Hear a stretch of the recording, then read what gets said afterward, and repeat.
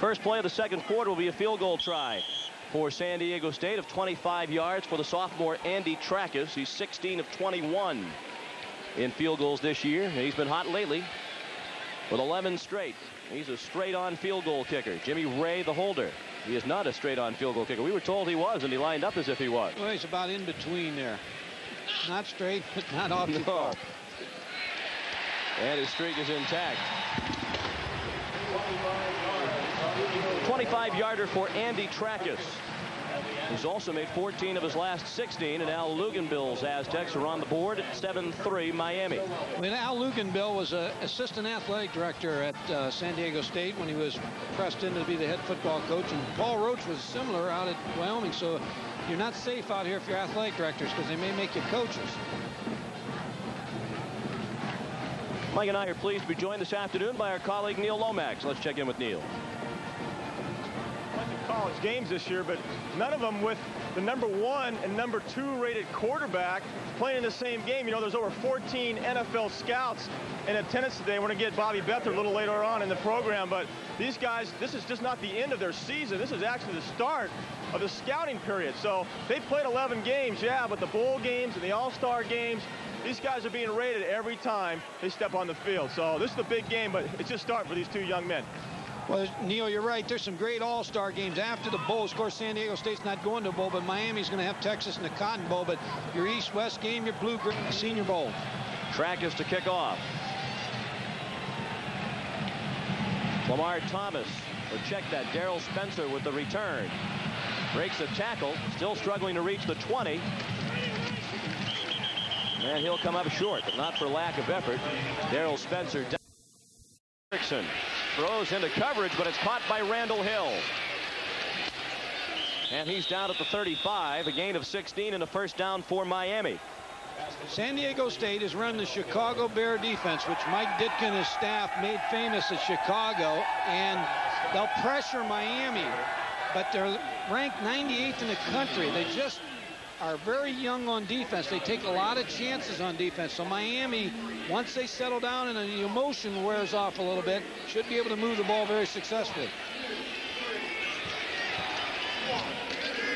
To the run with Alex Johnson. He's tripped up behind the line of scrimmage. Ramondo Stallings, backup defensive tackle. Redshirt freshman from Ansonia, Connecticut, made the play. Number 90, the left defensive tackle, just comes off a block. A little late try on him by Leon Searcy, but he makes the play in the backfield. Make it a 2nd and 12. The time of possession, Miami 3 minutes and 2 seconds, and San Diego State had it for 12 minutes. Still Miami's ahead on the one big play to Wesley Carroll. That was a 55-yard touchdown pass from Erickson. It's 7-3. Ooh, what a hit. Wow. Marlon Andrews leveled Lamar Thomas as he crossed over the middle. Pass was overthrown, and that's always dangerous. I'm going to tell you, this isn't much different than we saw a little bit ago. Marlon Andrews, watch this. They're in a 3-deep zone coverage. Lamar Thomas coming down, the ball's over his head. He kind of pulls his arms back, and he hits him in the head, Marlon Andrews. Wow. The Aztecs would like to thank Mexican the Village Restaurant. Still down. One thing you don't want to do is have your receivers hung out like that where the ball's high, and you could see that Lamar Thomas brought his arms down just before he was hit.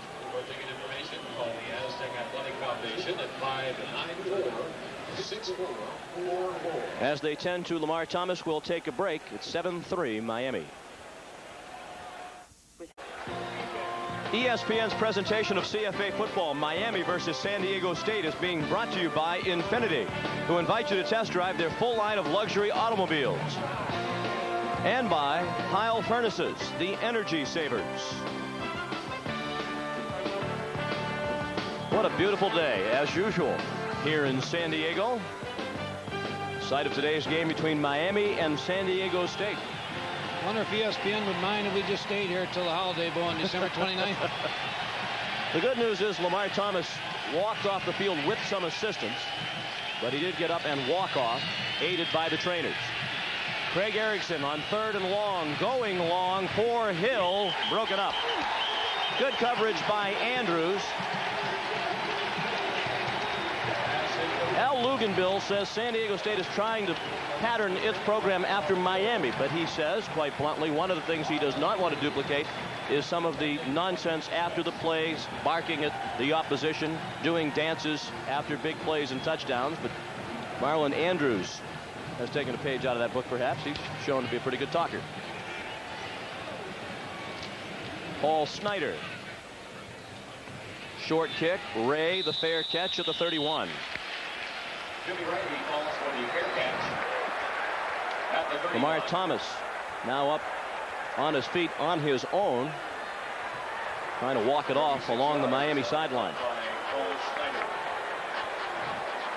First and 10 Aztecs. This afternoon's scoring line from Jack Murphy Stadium in San Diego.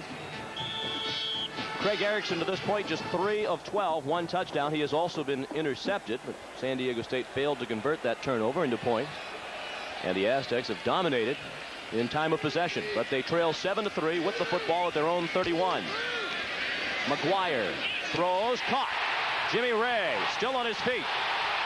Ray down the sideline and out of bounds at the 42-yard line of Miami.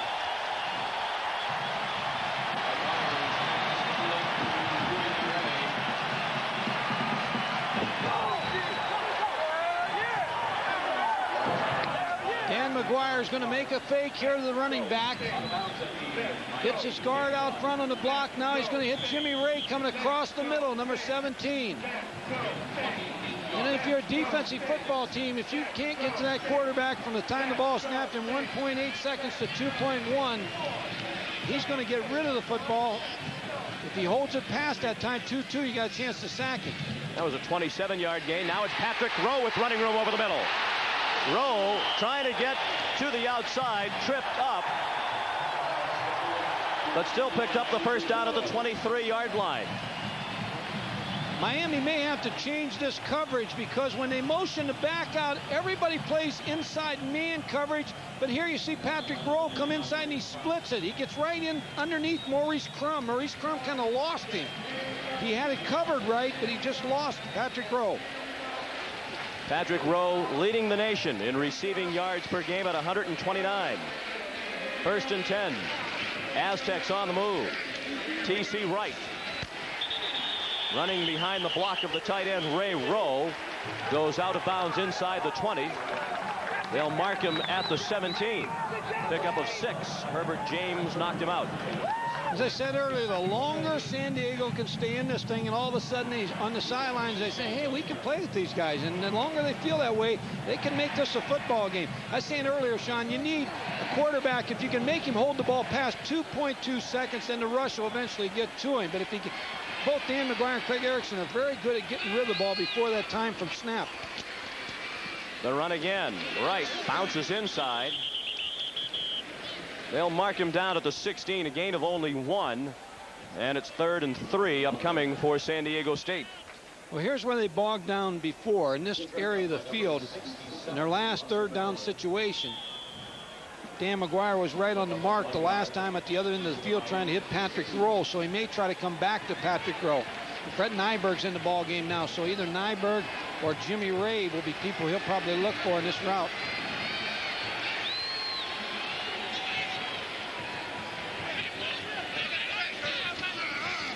Four-man rush. McGuire caught by Ray, first down.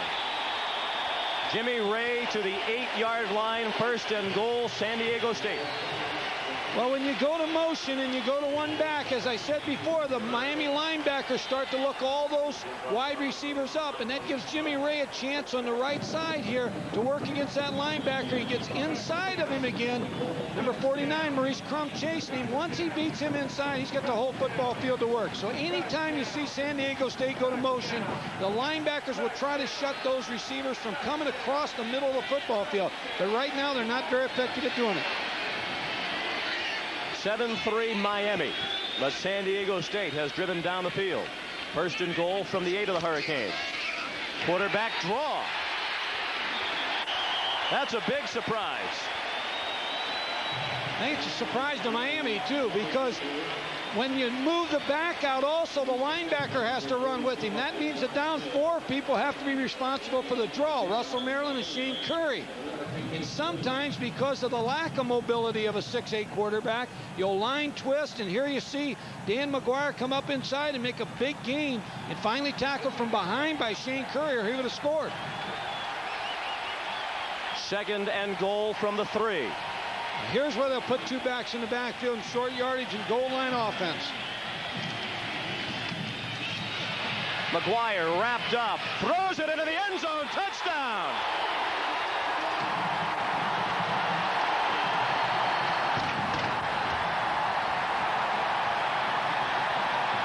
What a play by McGuire!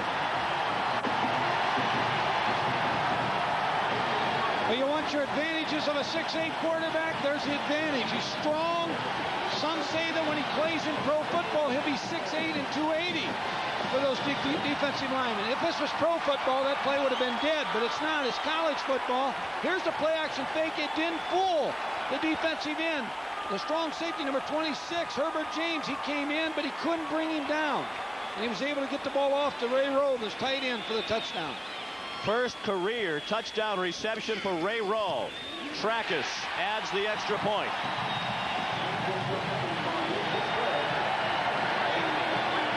Let's take another look at it right here. Watch Dan McGuire. Here's the cheap fake, but he doesn't fake out Herbert James. Herbert's got him. He just can't bring him down. Dan McGuire had enough presence with his feet to keep moving his feet, get squared up, and throw the ball to Ray Rowe. Bench is excited. I was talking to Gil Brandt. He said the one thing about Dan McGuire is his accuracy and his ability with his feet, even though he's 6'8", probably one of the tallest quarterbacks to play.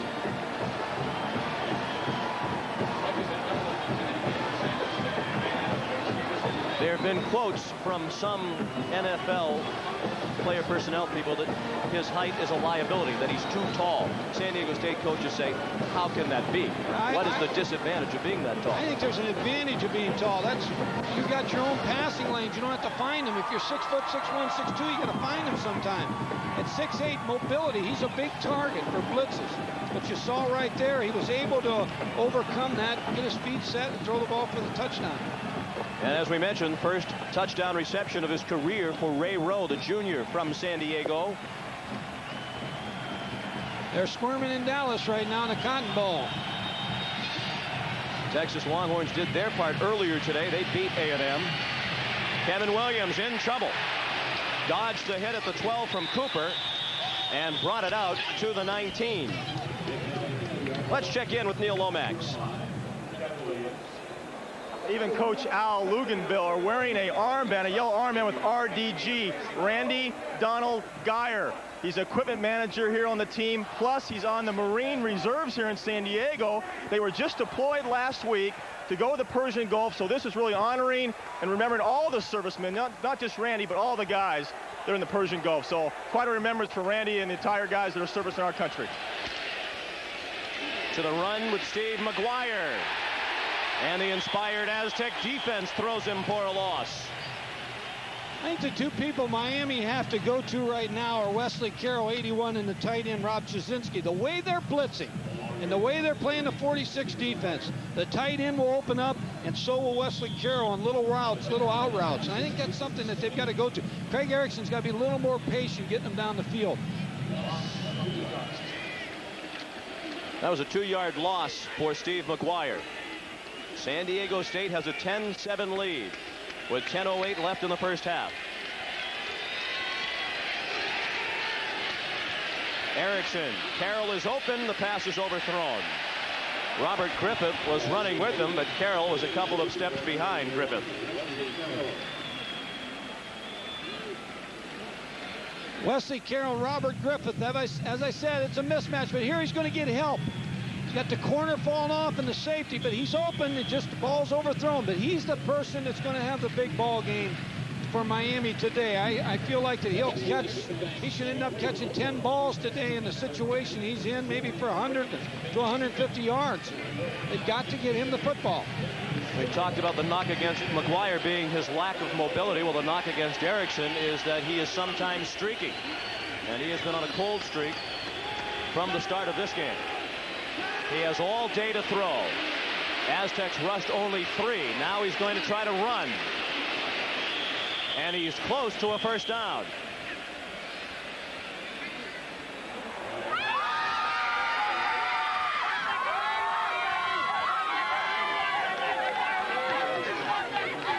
We talked about earlier, the sack usually comes after 2.2 from the snap of the ball, but there's no pressure here because they're all back in coverage. They came with a 3-man rush. Craig Erickson avoided the tackle of the linebacker, Lou Foster, and comes close to picking up the first down on the scramble.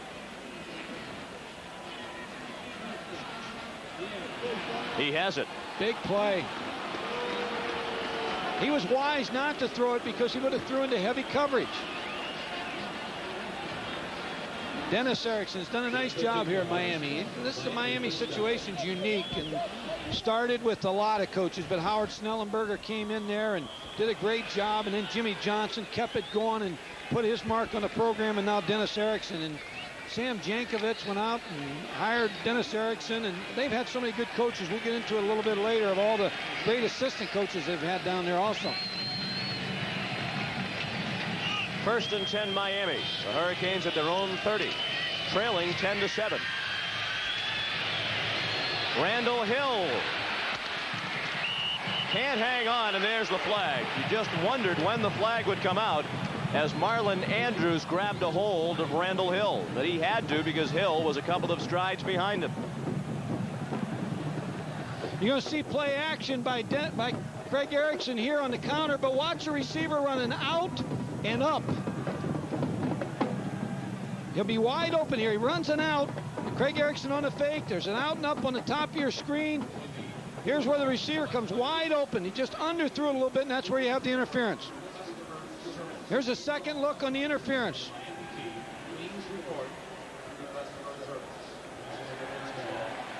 That's a 15-yard walk-off from the line of scrimmage. And it moves the football out to the 45. First and 10 Miami.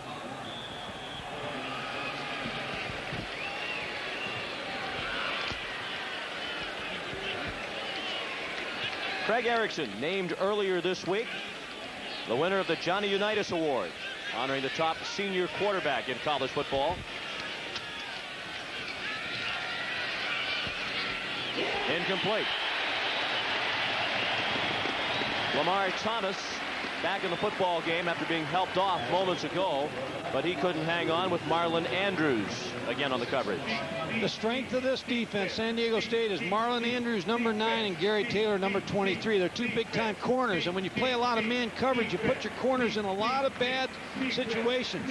And these two corners can play. They can run with the Miami wide receivers. Where there's a little bit of a mismatch is at free safety and strong safety.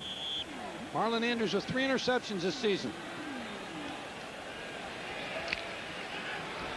Miami's averaging 2.3 yards on first down. They've got to do better than that. They trail 10-7 with 9:12 left in the second quarter. The blitz.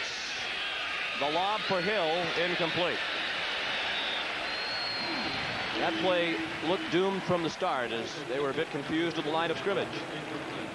What Craig Erickson did on this play is he brought his receiver back in so they max protect. Here you see number 30 come on inside. A late hit, but he wanted a takeoff route, and the receiver broke it outside on an out route and didn't take it on up the football field. And confusing Craig Erickson a little bit on defense right now. Erickson has missed on his last 4 passes in all, and he's 3 for 14 for the game. 3rd and 10 from the 45 of Miami. And whistles stop the play. I think Miami moved.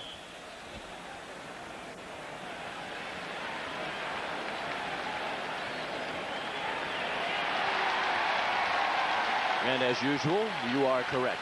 Well, I think what's happening with that 46 defense, they're seeing so many looks. Watch the right guard. Just that little movement. He's trying to get back to protect on pass because he's got a guy on his head right on him. There's a person lined up on the center, a defensive nose tackle on the center. Then there's 2 defensive tackles on the guards, which they don't usually see. And that means that they have to protect 3-on-3, and the linebackers blitzing up inside also, which is giving them some problems. Third down. 15 yards to go for a Miami first down. This time they rush only 3. Erickson has Carroll open for the first down. Wesley Carroll out of bounds at the 37-yard line of San Diego State. As I said, and I'll continue to say throughout the broadcast, Wesley Carroll's the guy with a big hand and a hot hand today because of the coverage against him. Craig Erickson again with a long time to pass, runs the corner route. Tackle finally made by Marlon Andrews. Wesley Carroll out of Cleveland, Ohio, went to Northwest Mississippi Junior College. Bobby Franklin, an excellent coach down there, coached a lot of great players at Northwest Mississippi. Out of Cleveland, John Hay High School, went to junior college for 2 years, then went to Miami. Now a running play, and McGuire throwing for a loss. Busting through was the middle linebacker, Lou Foster. Lou Foster's going to make this play every play because of the front. Watch the middle linebacker, number 43. He sees a counter. He comes right underneath the guards. They don't see him. And he makes the tackle on Steve McGuire. He just snuck underneath there. I'll tell you, those guards and tackles will start looking for him the next time. He won't be able to do that many more times on that counter play. They'll pick him up and then break it outside. Foster's another junior college transfer. He came to San Diego State from De Anza Community College near San Jose. This the 8th play of the drive for Miami. Second down and 13. Again, a 3-man rush. Erickson back to the line of scrimmage, and that's all.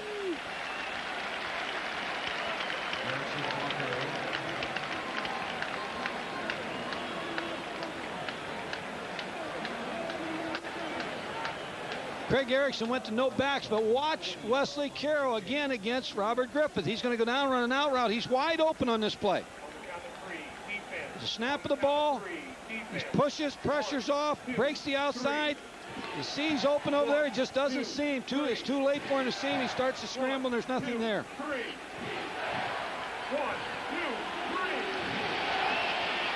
3rd and 13. Erickson throws, caught. Kevin Williams. First down Miami at the 16-yard line.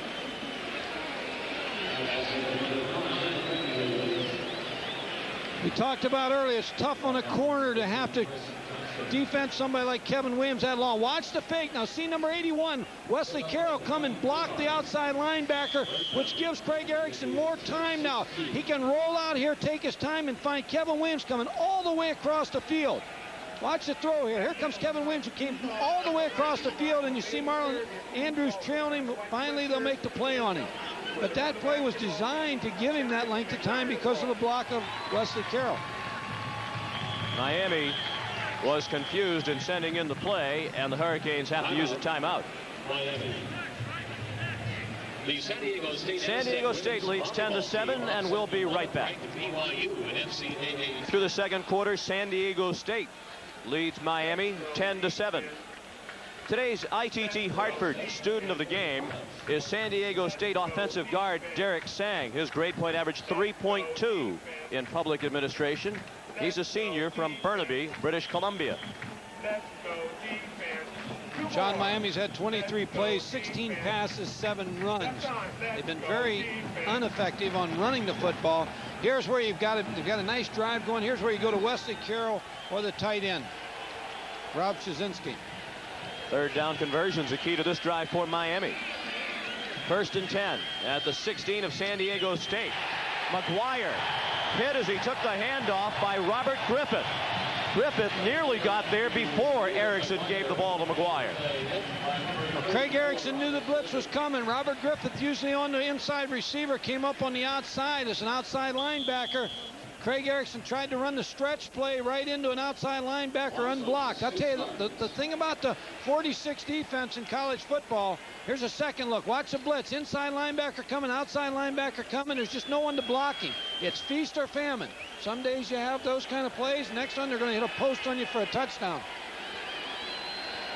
McGuire is now carried 4 times for -8 yards. And Craig Erickson has just burned Miami's second timeout.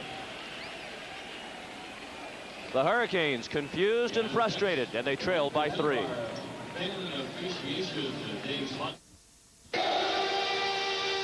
So how many cars does Mercedes test crash every year? Oh, I say about 100. You can never learn enough. Ever since we had it patented, we have been improving this concept of the energy-absorbing car body. But other companies use the concept. We have never enforced the patent. So Mercedes gave away a basic safety advance for free? There are some things in life that are too important not to share.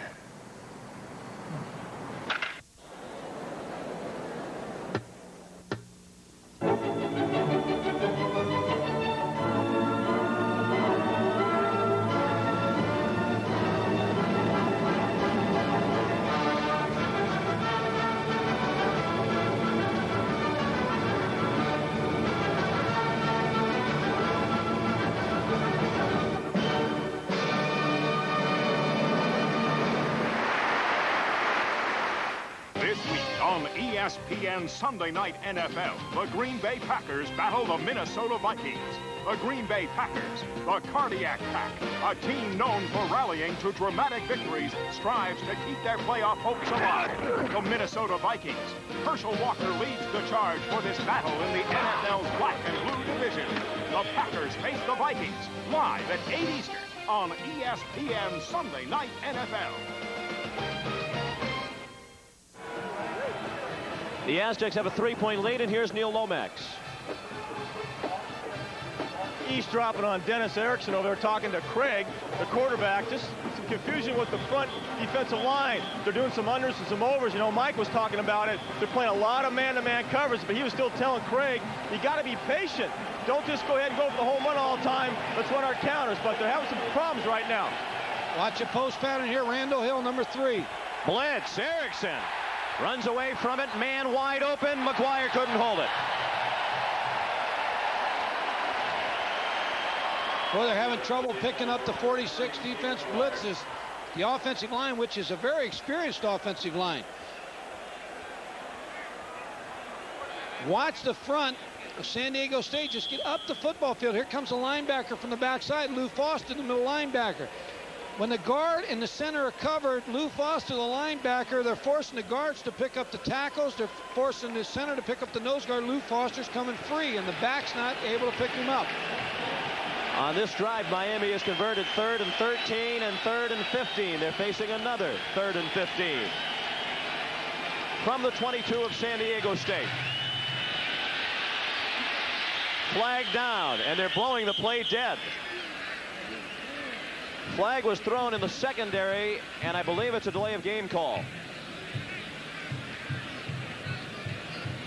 Well, Miami's out of sync, and I know it's got to bother Dennis Erickson because he knows his team's got to be able to come in here and play well, and they're just out of sync right now. 5-yard penalty. Ball now marked on the Aztecs 27. They're confused a little bit. They're confused by that front. This is something you don't see a lot of defensively. And now San Diego State has called the timeout. Well, it's a chess game at the moment. On this drive, Miami has used 2 timeouts, and now San Diego State has used 1 on defense. The Aztecs lead 10-7. We're down to 6:38 left in the first half here at Jack Murphy Stadium. Immediately following our football game, we'll send you to Tallahassee for the battle between number 6 Florida and number 8 Florida State. Florida's Eric Rett averaging 5.8 yards per carry. Shane Matthews had a great year at quarterback for the Gators. They're ineligible to go to a bowl game, so this will be it for them. And Florida State has won 4 straight while outscoring the opposition 188-34. That's tonight at 7:30 Eastern. Well, if you're from the state of Florida, you like this because you get to see all the 3 Division I football teams in action today and tonight. Miami's in a precarious situation here. They've got 3rd and 20. They're behind by 3 points. I think you got to take a throw to the end zone here, but you don't want an interception because you don't want to give up the field goal. So Dennis Erickson will probably get some type of post route in the middle, try to free someone up, maybe put all the 3 receivers to one side and split the end on the backside and try to get a post out of him. But yet he also knows he doesn't want an interception on this play. If you're San Diego State, a couple of times you only rushed 3 men on 3rd and long and been burned. A couple of times you've blitzed and been burned. It's a bit of a dilemma for the defensive coaches of the Aztecs. Watch Randall Hill. On 3rd and 20. To the end zone. Incomplete. Excellent coverage by Griffith on Wesley Carroll.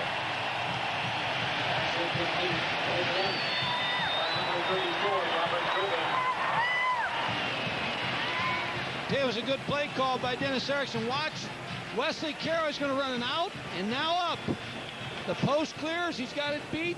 He's got Robert Griffith beat. He's just got to wait just a little bit too long. Good coverage by Robert Griffith. He came from behind, made the play. The ball was just a little bit underthrown, and that gave Griffith time to close the ground. Carlos Huerta from 44 yards. It's good.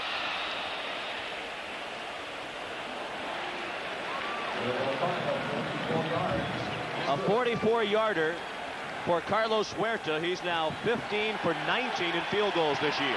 Carlos is a walk-on in Miami that Jimmy Johnson put in there and then scholarshiped him. Look how close that ball just made it over the uprights to tie the ball game. We're tied at 10. Miami jumped off to a 7-0 lead. San Diego State scored 10 unanswered points. And now the field goal by Huerta, the junior from Miami, has tied the game.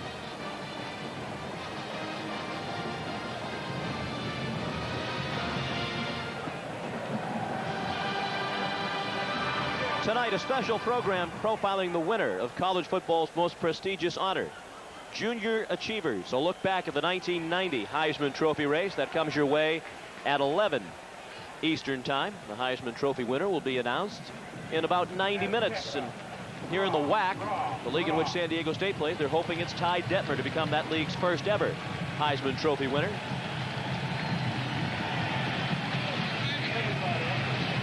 Huerta to kick off.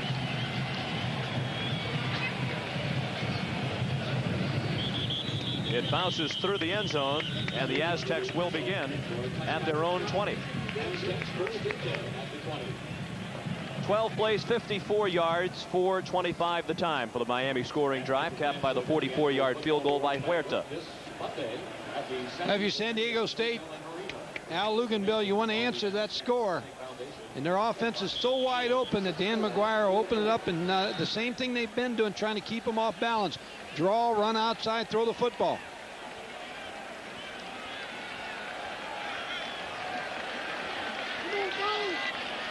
Still 6:28 left in the second quarter.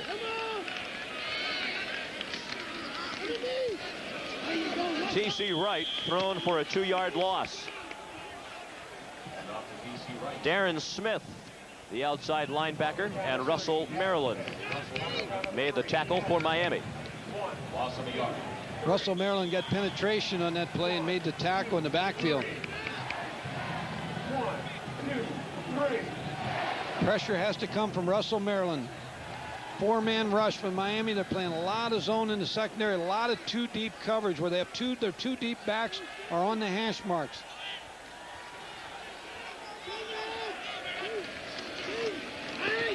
McGuire too high, and it's intercepted. He airmailed Jimmy Ray, and it went right into the arms of Roland Smith. His second interception of the year. Well, against 2 deep coverage, Roland Smith's kind of sitting down here. You see the motion to back out. Dan McGuire's just going to overthrow Jimmy Ray right into the hands of Roland Smith. The corner is just sitting right there waiting. Dan McGuire knows he'd like to have that one back. Frustration. There wasn't much pressure on him. He just overthrew the ball. McGuire was in pursuit of Jim McMahon's record for best percentage of attempts as compared to interceptions. He had only thrown 6 interceptions all year. That is his 7th.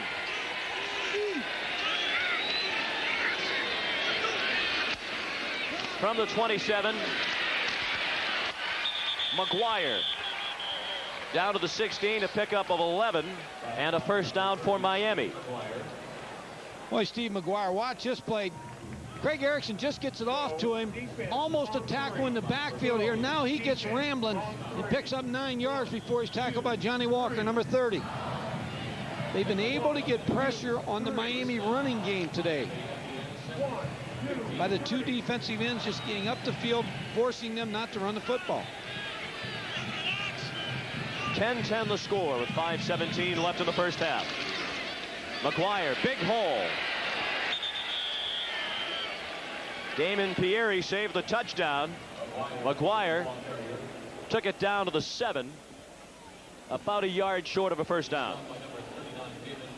Well, the play before, they ran the stretch play, which was outside. Watch McGuire cut back here against the pressure. Here he gets the football. Watch the cutback just inside the linebacker. Excellent cut by Steve McGuire. That's what Dennis Erickson wants now, to be able to run and throw the football. Get a combination going here to get that defense on its heels.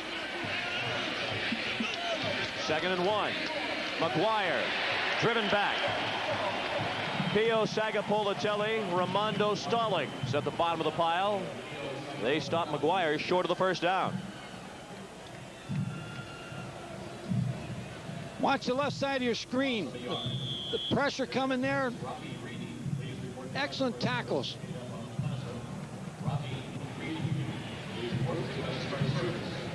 Who made the tackle, Mike? Pio Sagatella.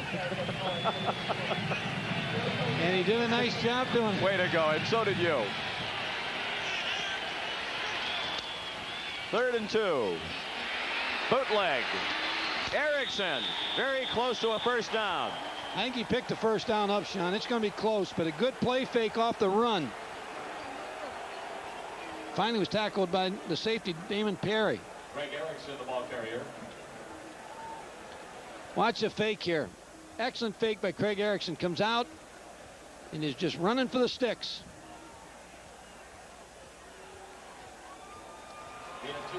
Marlon Andrews came over to put the finishing touches after Pierre had wrapped him up. It is a 1st and goal for Miami at the 5.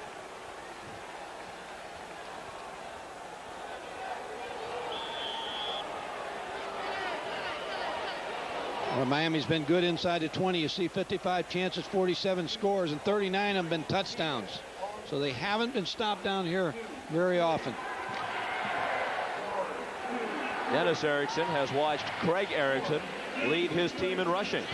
25 yards on the ground for Craig Erickson. Now it's McGuire. Drives off the pile and scores. Boy, he just wouldn't quit. A lot of people had shots at him. Steve McGuire kept his feet moving. It's in the end zone. Watch from the end zone here. Steve McGuire gets the football. Watch the number of hits. Right here's a hit by Robert Griffith. They've seemed to have him stopped right here. His momentum may have been stopped. He just keeps bouncing out and gets in that end zone. Just never gave up. Kept his feet moving. That time, the Aztecs tackled like a team that is 98th in the country in defense. Flag down to the extra point. McGuire, the sophomore from Brooklyn, with the touchdown, his 11th of the year on the ground.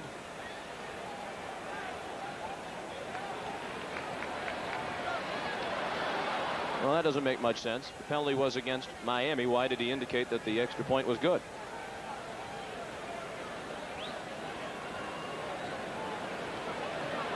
Second look at the second effort of McGuire. Moments ago when we had the shot of Al Luganville, you saw him exhorting his defense to tackle. He was wrapping the arms as if to say that his defense was doing a shoddy job of tackling, and that proved to be true. Yeah, they just didn't wrap up, Sean, and Steve McGuire's too good a back. He keeps his feet moving. He's always churning for the extra yard, and if you don't wrap him up and throw him down, he's going to get in the end zone. Indeed, the extra point was not good. And Huerta's streak tested from 5 yards further back. And Carlos drilled it through. That's 140 in a row. Watch Steve McGuire again. Here he gets the ball in the stretch. Now that cut on a dime. Blocks, gets good blocking by his offensive line. Claude Jones led the way. He just keeps going and into the end zone.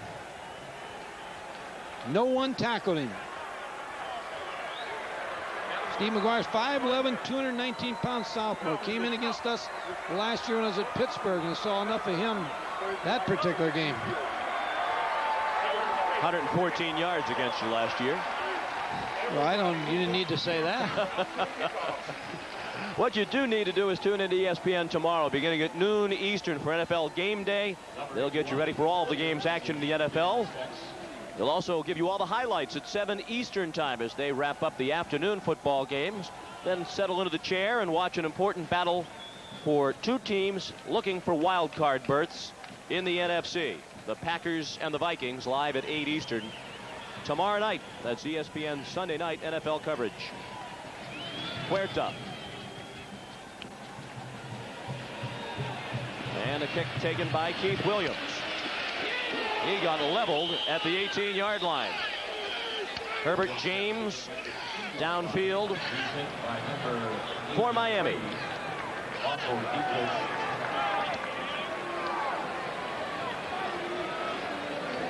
Here on the kickoff, he's going to try to get as much yardage as he can get.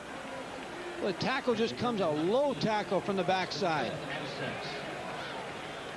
Here's what you see when you return a kick. You see all those white jerseys. You just got to get down. Number 83 at the bottom of the pile, Todd Seipel, who is the son of Larry Seipel, former NFL player with the Miami Dolphins. From the 18, 1st and 10, San Diego State, with 3:39 left in the first half. Patrick Rowe. First down and more. Out to the 33, a gain of 15.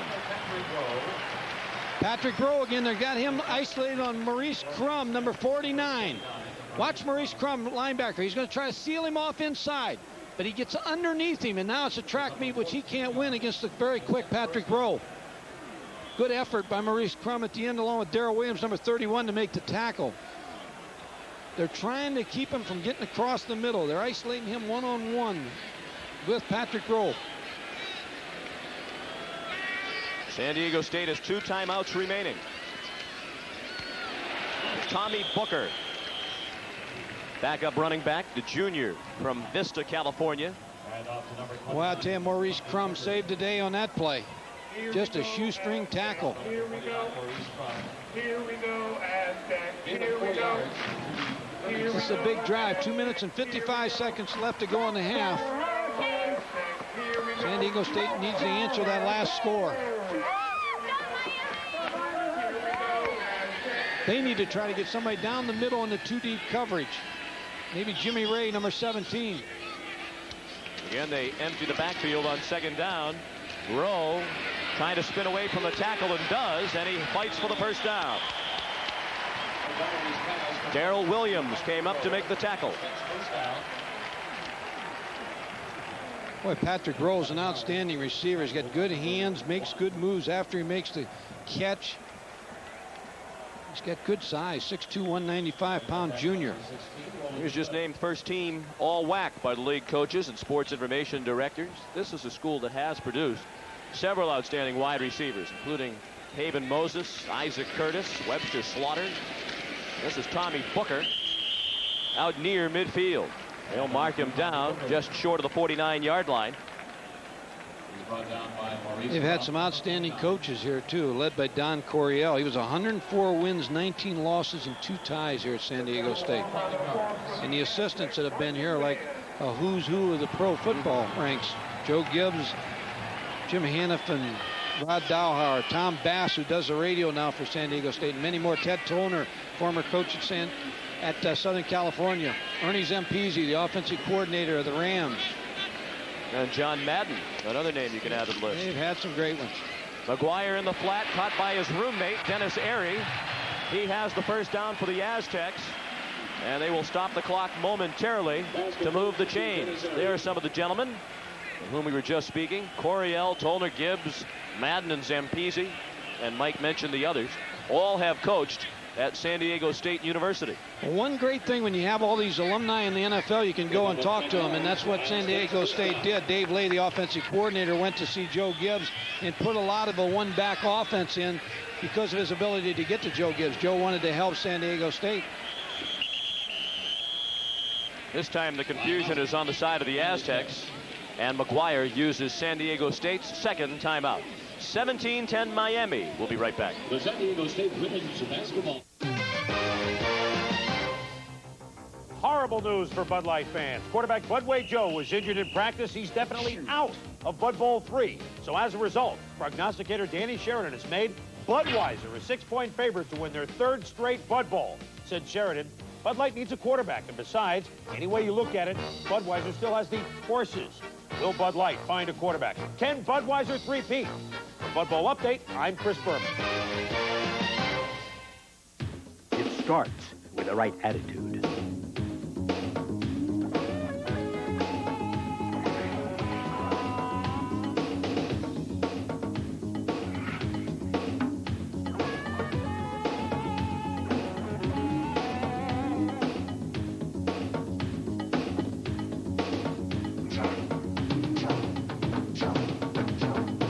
Look for the star. Starter Sportswear. Today, more people than ever are getting a kick out of this hot shot. Interstate batteries hit the road fast with all the cranking power and reserve energy you need for even the worst curves in the weather. And Interstate has twice as many dealers than any other battery company in America, so you're never left stranded. For an Interstate battery dealer near you, all you got to do is call 1-800-CRANK-IT. Get the power that goes on and on and on, yeah. Sean McDonough with Mike Gottfried and Neil Lomax at Jack Murphy Stadium in San Diego. It's 17-10 Miami with 1:19 left in the first half. Each side with one timeout remaining. It's San Diego State with the ball 1st and 10. And Dan McGuire, the offense, at the 41 of Miami. McGuire 8 of 10 passing on first down. He'd like to save that timeout also, Sean. Try to just go to a 2-minute drill right here to try to get as many plays off as he can.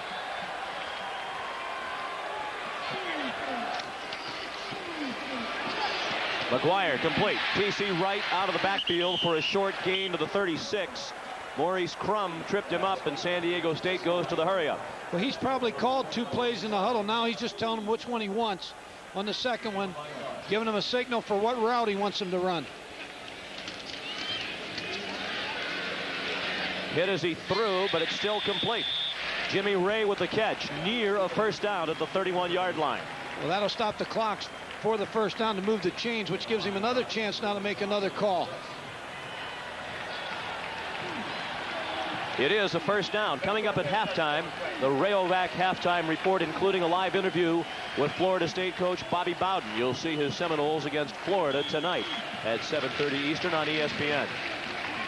McGuire throws it into the ground to stop the clock with 1:03 left, and 2nd and 10 facing the Aztecs at the 31-yard line of Miami. Well, it gives him a little more time now to get into the huddle, make his 2 plays, call his 2 plays, get to the formation he wants, try to save the timeout in case he needs to get his field goal team on the field. So plenty of time for him. 1:03 on the clock. That's a long time for this type of offense. Just wants to be very sound and safe. He wants to come away with points on this drive.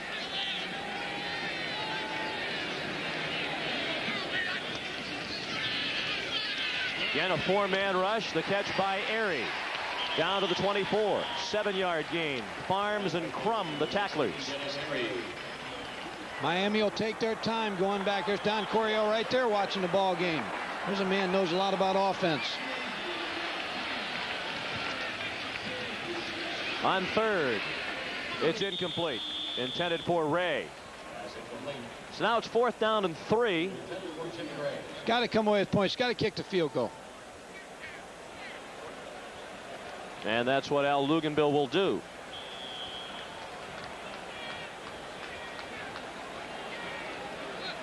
On the count of 3, go, Aztecs. On the count of 3, go, Aztecs. 1, 2, 3. Dan McGuire had that last play open. He just overthrew Jimmy Ray. Andy Trackus, excellent from this distance. A 43-yarder. Plenty of distance, and right down the middle.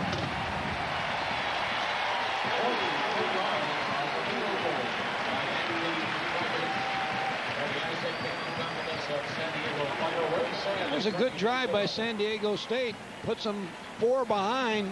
It's only 32 seconds. Miami only has 1 timeout, so unless they get a big run back on the kickoff, I would look for them just to kill it, Sean.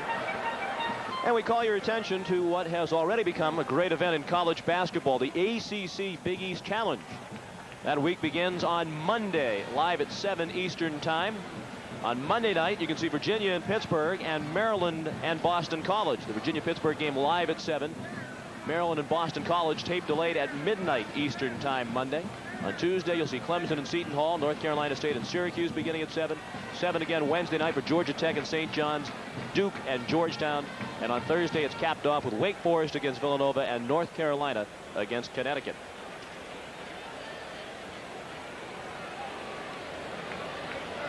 Everybody up for the kickoff. That's San Diego State on this game with the speed that Miami has.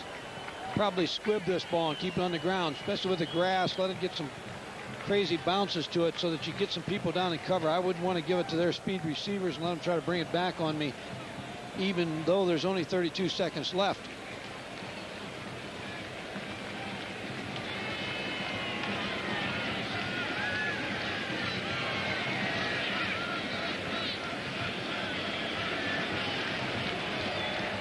Trackus does indeed squib it down the field.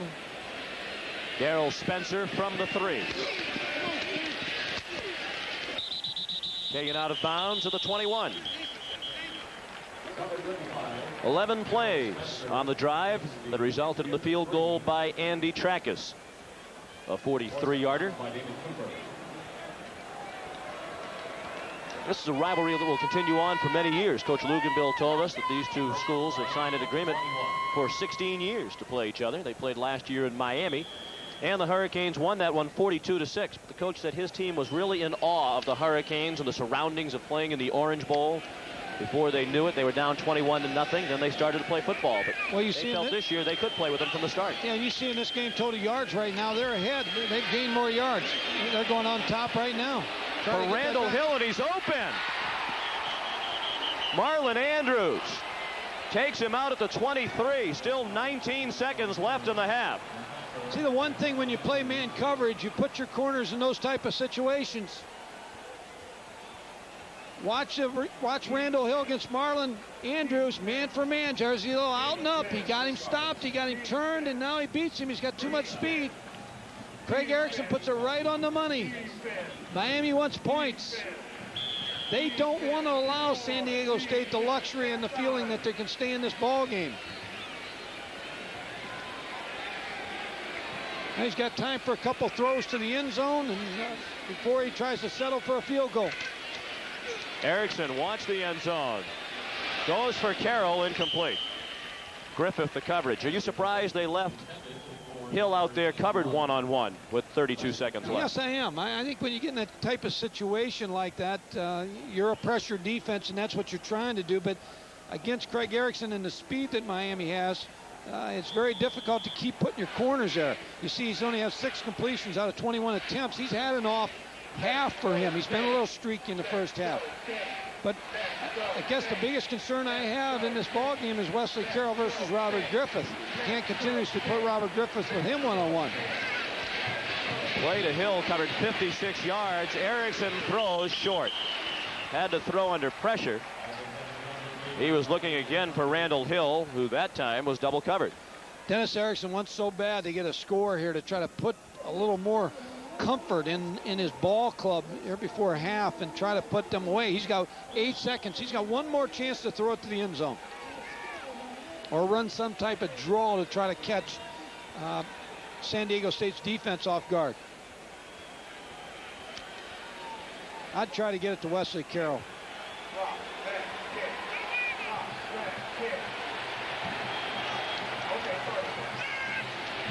Erickson, incomplete. Flag thrown in the secondary. Kevin Williams had it bounce off his hands. A late flag thrown, much to the chagrin of Coach Luganbill. Well, it's not going to matter, Sean, because it's only going to be 10 yards from the line of scrimmage, so they still have to kick the field goal. So it won't hurt them. We're going to see a replay. As I said, it will have no effect because they'll still kick the field goal. Here you see Craig Erickson on the drop back pass. He's going to try to throw the post route. Gary Taylor on the coverage. Well, I don't know. Didn't seem much contact there. Kevin Williams was on the receiving end. These are all whack officials. Al saying, I'll see you at the league meeting.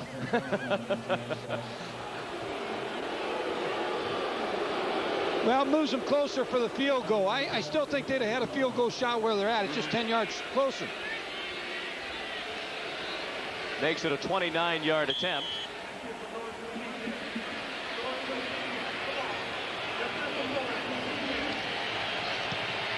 It is good. Line drive that went through for Carlos Huerta. And at the half, Miami trots off with a 7-point lead. And Coach Luganville is still upset. I think his main complaint, in addition to the fact that it didn't look like interference, was that the flag was extremely late. Came in almost as an afterthought. Well, I think Al's figuring, hey, I'll get something in the second half. But Al's got no complaint here. He was going to have a field goal kicked against him either way. This is a familiar scene for Coach Luganville. We'll show you videotape later on of the end of last week's game against UTEP when he and the head coach of the Miners, David Lee, had to be separated. Stay tuned for the Rayovac halftime report with Tim Brando after this.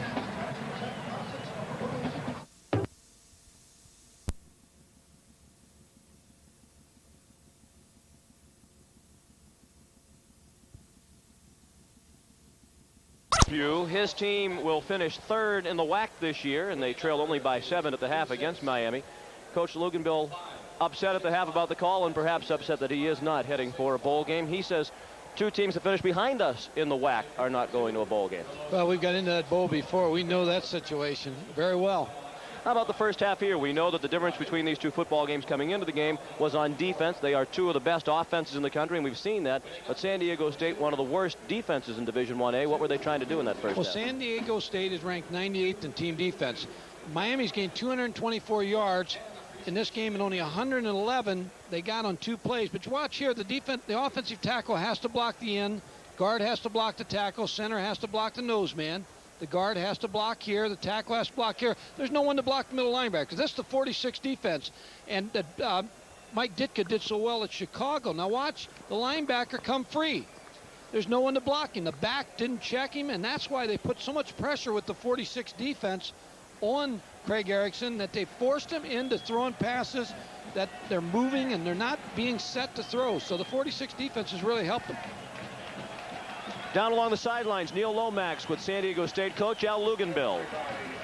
Okay, thanks, Sean. Except for a couple of big plays defensively, I think you got to be pleased with your defense. Yeah, we made some plays, and they made some. Obviously, they got the capabilities of doing that. We get the ball first. Got to make sure that we don't get greedy. Just take what they give us. It's going to be a football game. Yeah, it looked like you weren't too happy with that official's call, that pass interference, Coach. I think the 2 pass interferences were questionable, but that's their job, and my job's to coach, and I'll worry about it. Okay, good luck second half. Thank you. Back upstairs, Sean. And indeed, Coach Luganville's team will get the ball first as Carlos Huerta will kick off.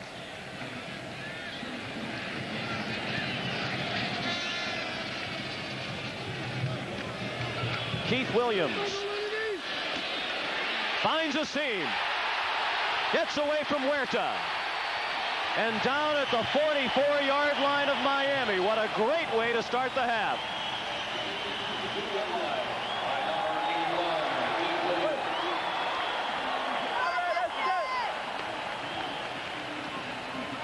Watch Keith Williams here just break it, find the seam, missed tackle.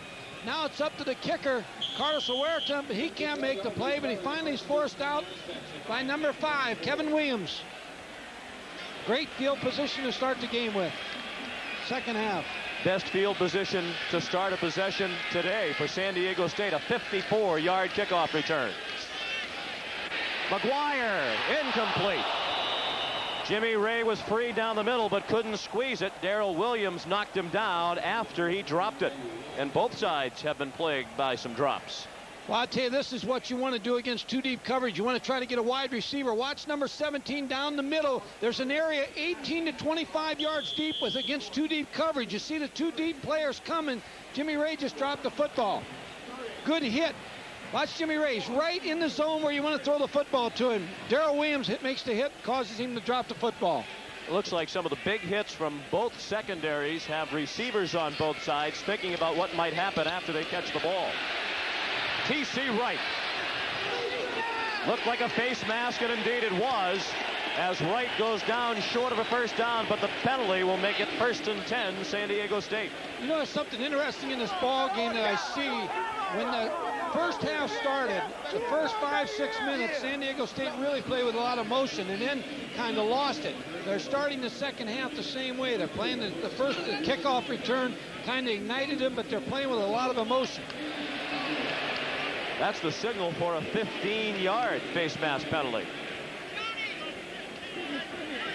Here you see T.C. Wright. Robert Bailey has the face mask. You see it? And you see Charles Farms come in and hit him late. It is indeed a 15-yard walk-off. 1st and 10 Aztecs at the 21. They've had a little trouble in this area right here today against Miami. Of course, everybody has trouble. Miami's such a good defensive football team. But this is the area that Dan McGuire has to make something happen. Try to get the ball to Patrick Rowe or Jimmy Ray.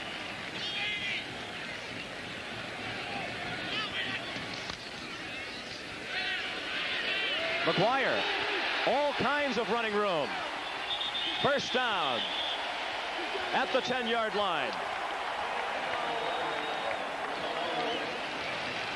Dan McGuire's proven that he can take off with the football. Here's Russell Maryland and Shane Curry. Russell Maryland coming over a tackle, starts to get up to make the play, but Dan McGuire wisely pulls the ball in, picks up a first down. He told us yesterday he's been jumping rope and running in the sand to try to improve his quickness.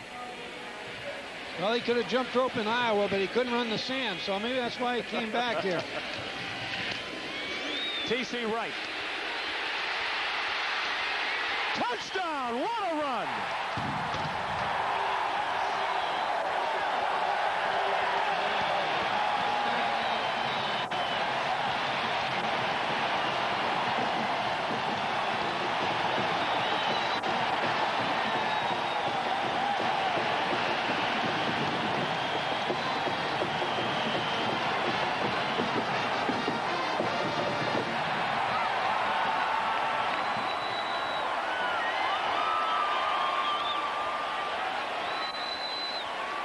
Andy Trackus to tie the game.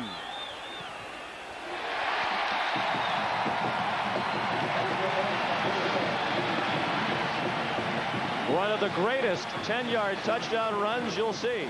Ties the game at 20.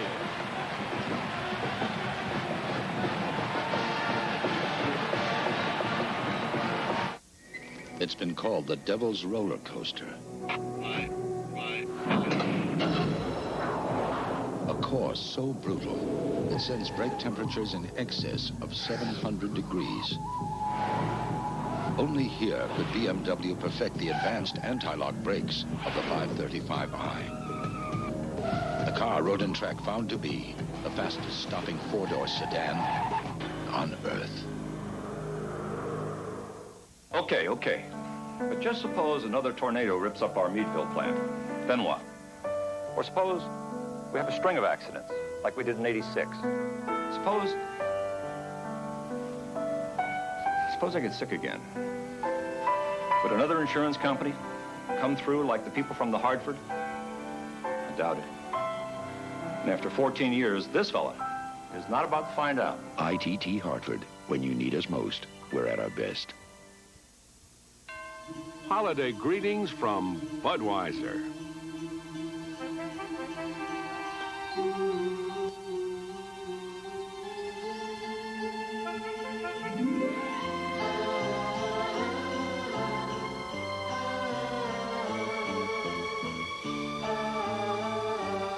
The people who bring you Budweiser wish you and yours the very best of everything this holiday season.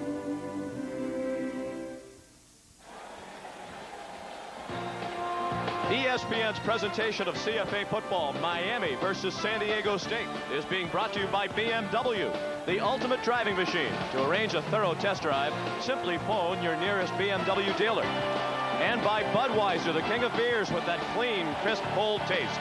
Nothing beats a Bud. Quiet on the campus of San Diego State, just a couple of miles away from raucous Jack Murphy Stadium. A less than capacity crowd, but the folks who are here, about 40,000 strong, are making a lot of noise. Darrell Spencer. Tripped up at the 21, David Cooper and Tracy Mao down on the coverage for the Aztecs. Let's check in with Neil Lomax. All right, guys, I tell you, as a quarterback and playing this game, when you're here in San Diego, a lot of times you look on the scoreboard and you see your statistics up there. And as Craig Erickson, I know, to tell you the truth, I know how I felt when I look up there, see myself 6 for 22. It doesn't feel too good. I know when he was in the halftime in the locker room, he wants to come out here and improve on those stats. McGuire, he's doing okay, but Craig, he doesn't want to look at that scoreboard upstairs. All 6 of his completions have been to wide receivers. He has not hit his tight end yet. He needs to go to his tight end a few times. Erickson throws to the tight end. Chudzinski.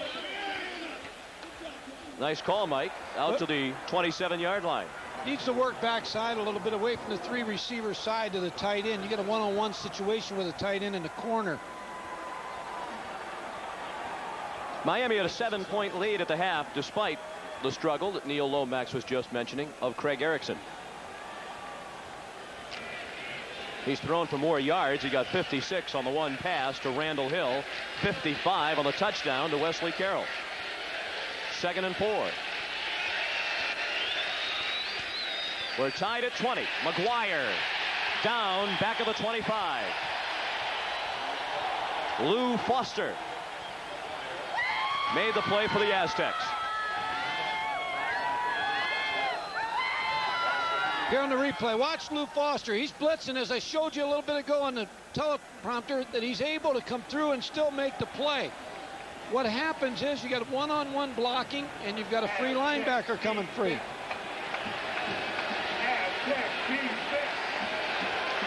Third and 6 from the 25 of Miami. Show him blitz. They leave McGuire in to pick up the blitz. Wesley Carroll, incomplete. Dennis Erickson, right in the face of the official, who was very hesitant. But the call will stand. An incomplete pass and 4th down. That play was right in front of Coach Erickson.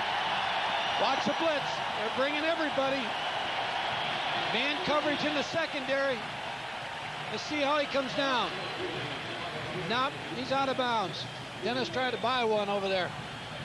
Clearly that Good first call. foot came down out of bounds. Paul Snyder. Jimmy Ray. Flag thrown. Ray brought it back to the 47. A 35-yard punt, a return of 11. But we first need to check out the penalty.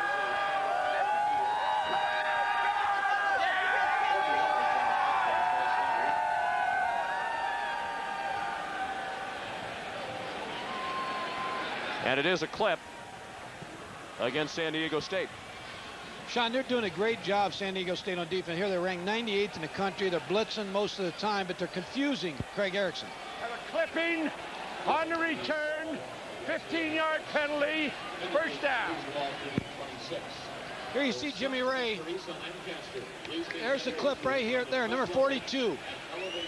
Terrell Steen takes the ball back to about the 26-yard line. San Diego State with a nice drive on the last drive. Let's see if they try to do the same things.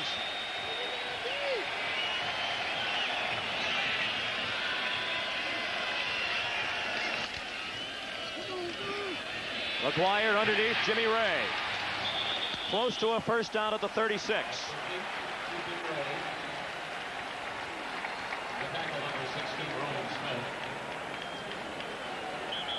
Watch Carson Liamidi, number 71, right guard. Watch him block Russell Maryland here. He's 340 pounds. Look at him. Russell can't get through. 6'4", 340-pound freshman. I watched him in practice the other day. His excellent feet. Much of that 340 pounds his hair. Of course, I'm envious. I'll tell you the difference. San Diego State's receivers have great speed and quickness. Miami's having a little bit of trouble in their zone defense against these receivers. There's Carson. His name spelled Carlson, but he prefers not to pronounce the L in his first name. Offensive coordinator Dave Lay says he's never seen a guy that big move his feet as well as Leo Meady does, but how many guys that big has Dave seen, period? I had a tackle at Murray State University, Vernon Broadnax. He was 6'7" and 410 pounds. And he was a good football player. He came in at 320. I told him to go on a diet. I sent him home. He come back 410. Diet didn't work. 2nd and 1. We're tied at 20. In the opening moments of the third quarter. Booker picked up the first down. Russell Maryland got a piece of him to slow him up. Michael Barrow finished him off. San Diego State hasn't drawn well this year. They got a pretty good crowd today, and they've kind of patterned themselves after Miami. They want to be the Miami of the West Coast. And when you look back in Miami's history, in 1980, they averaged 24,000. In 1976, they averaged 17,000. But in 1990, they averaged 62,000. But that is Howard Snellenberger, Lou Saban, coaches Andy Gustafson. They played on Friday nights in the 50s and 60s. Saw the graphic. San Diego State coaches pointed to their ability to run the football as a key to today's game. And they have run the ball more effectively than the other Miami opponents this year. That's Tommy Booker out to the 40 for a gain of 3 on first down. This year, San Diego State has averaged 19,000 fans per home game here at the Murph. They are undefeated in the stadium, 6-0. But it really bothers Coach Luganville and particularly the players. Talking with Dan McGuire yesterday, so we play an exciting brand of football. We've had back-to-back winning seasons, and yet we can't come close to filling our own stadium. McGuire thrown down by Anthony Hamlet. Well, Dan McGuire is going to have a little play-action fake here. Watch him. Comes away from center, a little short fake here, but Anthony Hamlet just beats the block of Carson Leomidi. Very tough for Carson Leomidi to get out and block Anthony Hamlet. He just came off the snap. 2, 3. Big 3rd and 17. From the 30. Loss of 10 on the sack. McGuire incomplete. Patrick Rowe, the intended target. Ryan McNeil, a backup cornerback, broke up the play.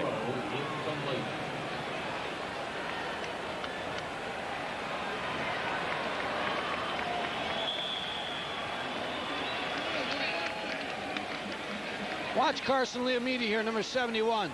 There's Shane Curry trying to push him, and then he hits him. He's a little frustrated because he can't get by Carson Leomidi. That 340 pounds, he can't get around him.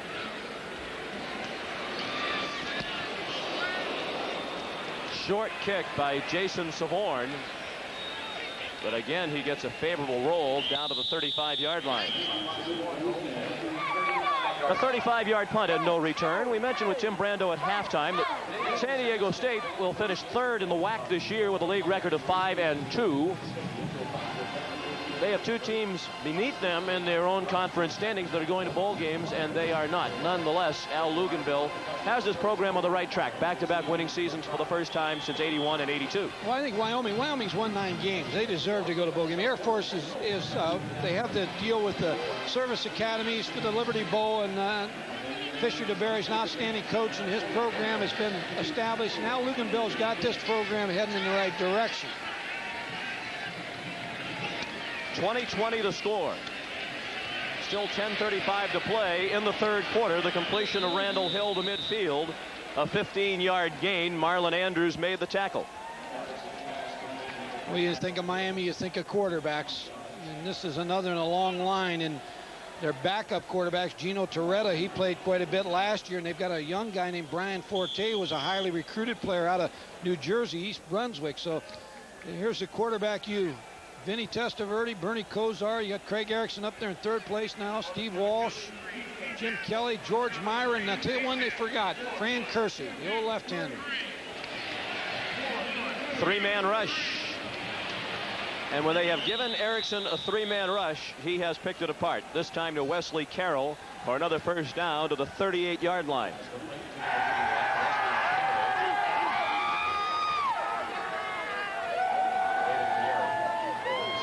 They're going to try to work Wesley Carroll over the middle a little bit more in the second half. I would think that that would be something Dennis Erickson likes with the match of Griffith.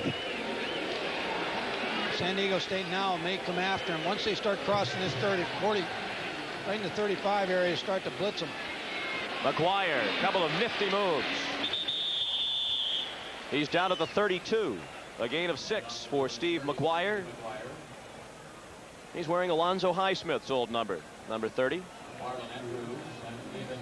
You see the blitz coming inside, but Steve McGuire is going to break it away from all the traffic. Now here they're in pretty good shape. You got the linebacker Maury Paul, but he can't make the play because Steve McGuire just makes those moves and gets away from him and doesn't give him the chance to make the one-on-one tackle situation. 4 wide receivers in for Miami right now. They're taking a tight end out. An impressive possession for the Hurricanes. They keep it on the ground with McGuire. He struggled inside the 30, a little bit short of the first down. Jason Swaney made the tackle. What Miami's trying to do by taking the tight end out and playing 4 wide receivers is trying to reduce the 8-man front, get them spread out a little bit more so it opens the running game. Now the tight end's coming back in, Rob Jasinski and Randy Bethel. So now they're going to bring 2 tight ends on short yardage. 2 tight ends, 2 receivers, 1 back. 1, 2, 3. Must be a good play-action situation right now for Craig Erickson. Some type of play-action fake and hit the tight end. He hands it off to McGuire, who picks up the first down. He got to the 27, picked up the first down with yardage to spare before he was driven back by Robert Griffith. They're far more effective running the football here in the third quarter than they've been the entire first half. Now they're coming back in with the receivers. You'll see 4 receivers in on this particular play to try to spread them out. No tight end on the field for Miami. 3 receivers up to the top of the screen. 1 receiver down here by himself. Now this 1 receiver one-on-one down here. Lamar Thomas. At the moment, Wesley Carroll is not on the field. Erickson, man open, Thomas. He's down at the 11 with a first down. Gary Taylor made the tackle after a 16-yard gain. Excellent call by Dennis Erickson, because with the 4 wide receivers, you see right here Lamar Thomas. Now you got the back coming in motion. You got a one-on-one situation for the quick post pattern. Now watch it. Watch Craig Erickson wide open. He's got the safety, can't help because he's over the middle because they've got the 3 receivers to one side wide open. Same situation. 7th play of the drive, which began at the Miami 35. Thomas wrapped up and driven back at the 5. Again, it was Gary Taylor who made the play. What they've done on this drive is by taking out the tight end, they've just replaced him with a wide receiver, Lamar Thomas, widened him a little bit. Now you got a receiver in a corner one-on-one in the backside, so you're working the whole way down the field now. Last 2 plays have been to Lamar. Now here's where you spread them out and give them the ball to Steve McGuire.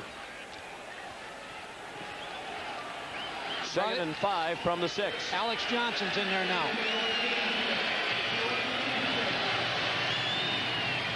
Play action. Erickson. Touchdown. Chudzinski was wide open, and Miami is back on top. Flag down on the play. Late flag thrown near the line of scrimmage. They may have had a lineman downfield.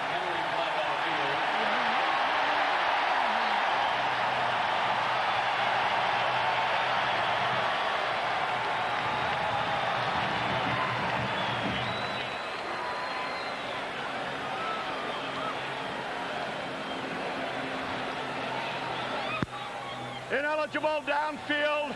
on the offense. Repeat second down. When a play takes this long, watch the action by Craig Erickson, the play action. Watch a block by the wide receiver at the top. Now Craig Erickson's outside. Just look for a lineman downfield. Oh, there he goes. Oh, I see him at the top of the screen. He's blocking. They're still throwing. Darren Handy, it looks like, was downfield. He was almost in the end zone. What happens on that, Sean, is when he saw Craig Erickson come out, he thought he was going to run, so he took off to block for him rather than stay back behind the line of scrimmage. That is the first penalty against either offensive unit today. Erickson underneath. Thomas drilled down at the 12-yard line by Robert Griffith.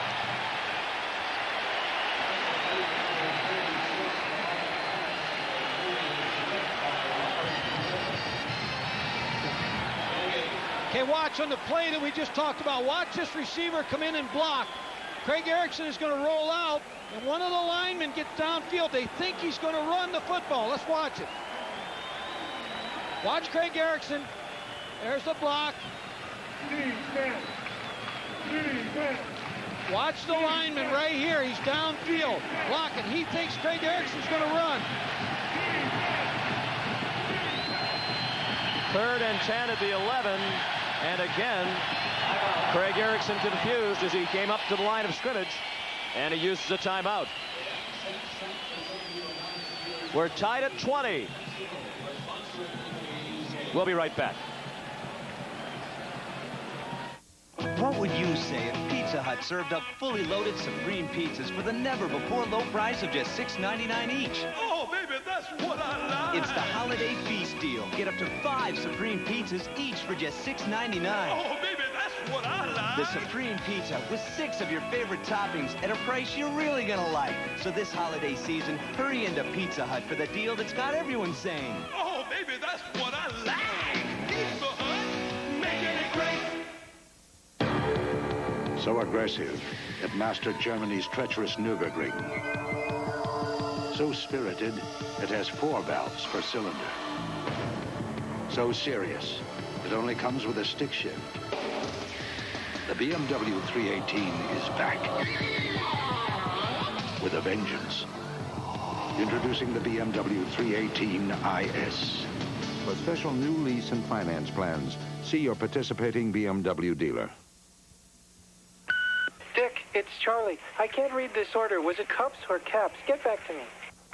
Dick, Vinny says caps. Ralph says cups. Give me a call. Dick, we flipped a coin. I'm sending him cups, okay? Dick, I was thinking... Answering machines have always done a great job of taking messages. Unfortunately, we've yet to find one capable of answering them. Panasonic cellular phones. Because sometimes the best answering machine is a person. Dick, we got 500 guys drinking out of their caps. I would like to hear from you. A surprisingly competitive game here in San Diego. 6:07 to play in the 3rd quarter. We're tied at 20. And Miami is looking at 3rd and 10 from the 11 of San Diego State. Watch Lamar Thomas, number 36, at the top of your screen.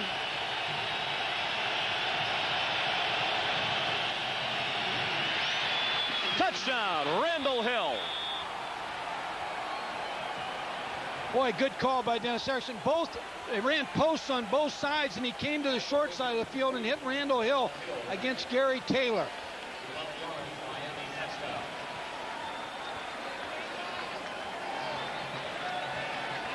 When they motioned out the back, now that put everything one-on-one, so you have the post pattern. They almost got to Craig Erickson on the blitz. You see the post route right there with Gary Taylor following Randall Hill, number 3. Huerta gives Miami a 7-point lead, 27-20 with 6:04 left in the 3rd quarter. Watch Randall Hill right here. He's going to run a post with the back, with no back in their motion. Craig Erickson's going to hit him on the post pattern. Here's the back in motion. Watch the post right here. Watch Craig Erickson look for Randall Hill. Go to field level 32, row 14. Here's a second look. The blitz almost gets to Craig Erickson. The linebacker comes untouched. He just doesn't get there in time, and there's the post. Man coverage and the blitz. Just didn't get there in time. An impressive drive by the Hurricanes. After San Diego drove down the field to tie it at 20, the Canes have reclaimed the lead on the third touchdown reception of the year by Randall Hill, the senior from Miami. That put the finishing touches on a drive of 65 yards. It covered 11 plays, and Erickson was perfect on the drive, 6 for 6 for 59 of those 65 yards.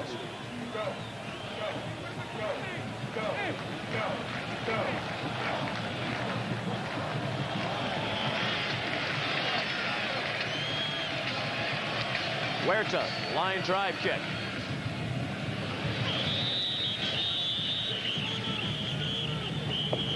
No chance for Keith Williams. 1st and 10 from the 20. We invite you to stay tuned. Coming up next, Florida and Florida State. The 6th ranked Gators against number 8 Florida State, which has won 4 in a row. And some people in Gainesville think the Gators should be number 1. Well, I'm sure they were stunned by the recent NCAA move to allow UNLV to go to the tournament. And all the teams that probably on probation are asking that question now. But tonight will be Florida's bowl game against Florida State.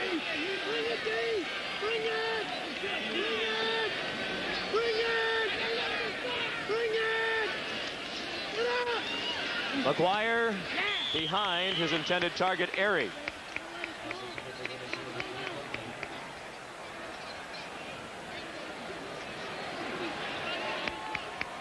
Dan McGuire just threw that just a little bit too low in the last play. Intense Al Luganville.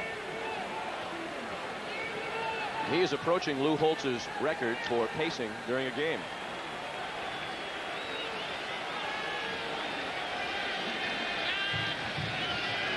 Second and 10. Still 6 minutes left in the third quarter. Jimmy Ray couldn't get to the stick. He was driven back by Ryan McNeil. Ray tried to make a move to get the 1 extra yard he needed. He got 9, and it'll bring up 3rd and 1. Watch Jimmy Ray just run an out route, number 17 here. The linebacker's trying to keep him from going inside, so he takes it outside. Jimmy Ray's reading that route. If he can get inside, he'll take it inside. Ryan McNeil makes the tackle, number 47. If he gives him the outside, he'll pirouette and take it on outside. That's McGuire's first completion this half. He's now 1 of 4.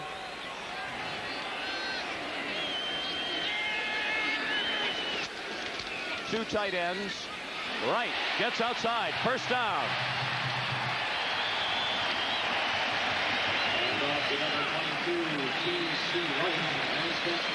They ran the counter play on short yardage. Carson Liamidi, the 6'4", 340-pound guard. Here you see him pull, block, but the linebacker, Darren Smith, just came underneath and couldn't make the play.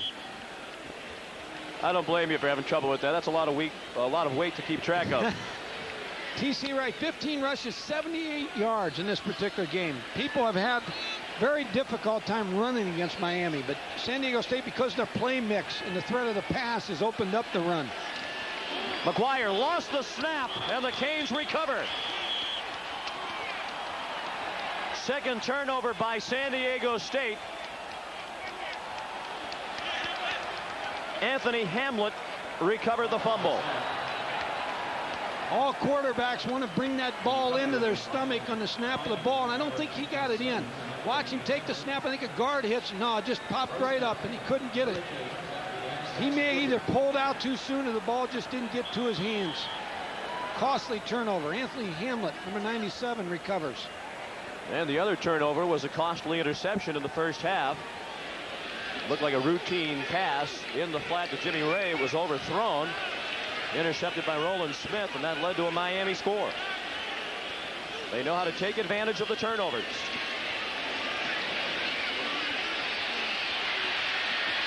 Open is McGuire. He's out of bounds with a 1st down at the 13-yard line. Damon Pieri knocked him out. When you get that much time, you can find a receiver And Steve McGuire filtered out of the backfield, and he was able to find him, and then he got a good block from Wesley Carroll to give him another first down. That is the first completion to a running back for Miami today. Because of the 8-man front, they have to stand and block. There's a lot of max protection blocking schemes because of the way they're bringing that middle linebacker. So that's why the back hasn't been involved in catching the passes today. First and 10 from the 13. McGuire got to the 11.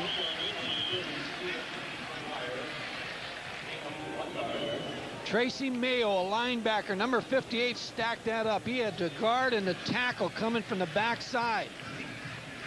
Watch him, number 58. Watch him take on the block of the guard, stand him up. Tracy Mayo with a good play, forces the play inside. Outstanding job. He had Christophel 280 and Sullivan 272 coming at him, and he's 6'2", 235 himself, and he held his ground. That is the ankle of Dennis Airy. No, it is not. It's the ankle of Roland Smith. Blitz. Ooh, what a hit. Jason Swaney drilled him at the 5-yard line, short of a first down by about 3 yards. Craig Erickson sitting back in the pocket, has his back in motion, can't find his initial receiver, starts to make a decision to run, takes off, and you're going to see Jason Swaney come from the backside and make the tackle. Number 96 from El Paso, Texas. Our San Diego State defensively needs to come up with a big play. They're taking a look at Claude Jones, the right guard for Miami. And now he's trotting off the field. He appears to be okay. Rudy Barber, number 60, has replaced him. Jones apparently just shaken up momentarily. And it's 3rd down and 3. Harry Lamb, the defensive coordinator, has to feel good about the effort he's getting out of this defense. Movement in the line. Flag flies.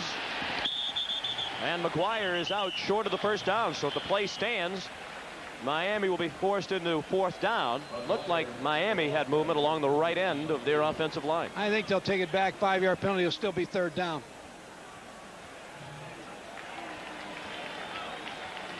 Well, why would you take it when you can set up 4th down and make him kick the field goal? I thought they were going to call legal procedure before the snap of the ball. I see what you mean. Therefore, the play would not have counted. Illegal motion on the offense. Penalty is refused. 4th down. He gets the award for the deepest voice from an official this year. I'm not sure we needed the microphone on Jack Baker today. Just watch the movement. It's a tight end. And I'm not sure why they didn't call that dead before the ball was snapped. But they didn't, and it puts a field goal situation. Huerta, a 22-yarder, is good. The Miami lead is 10 with 3:02 to play in the 3rd quarter.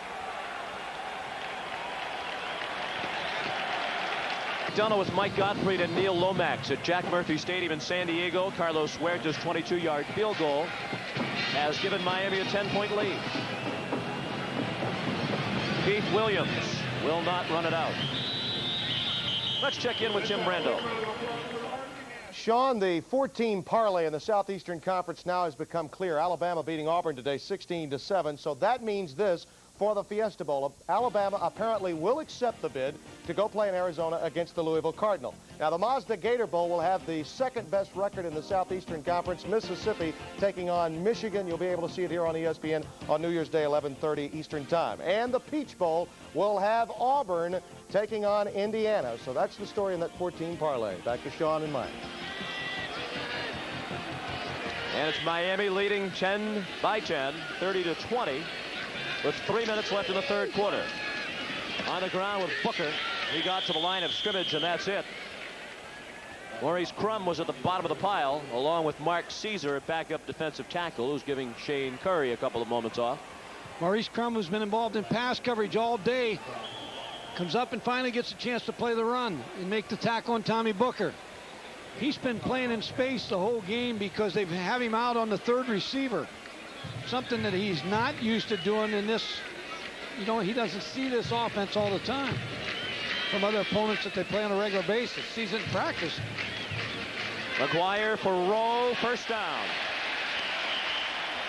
Michael Barrow made the tackle. Rowe picked up the first down at the 35. Boy, I like Patrick Rowe. I think he's going to be a big-time receiver. Watch him, number one. Watch him clear out. The inside receivers clear out. Run pass, and here he comes underneath. Michael Barrow finally gets in and makes the tackle. Michael's out of Homestead, Florida. Had his brother out of Kansas, Carlos Barrow. Was a linebacker for us. See, Miami's up the yardage the second half. And they've upped the lead. It was 7 points at the half. It's now 10 in the final 2 minutes of the third quarter. McGuire deep. Rowe is open.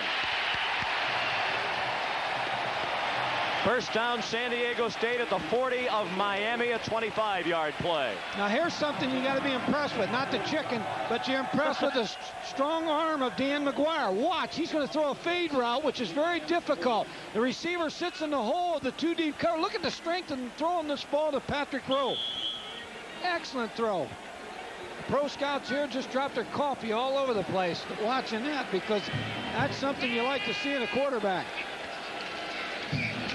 11 NFL teams are represented here today.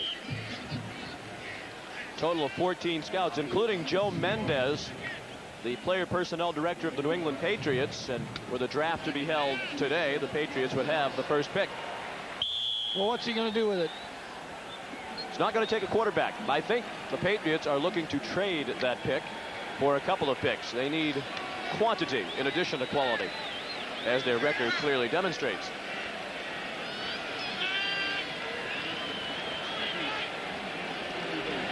Second and 8.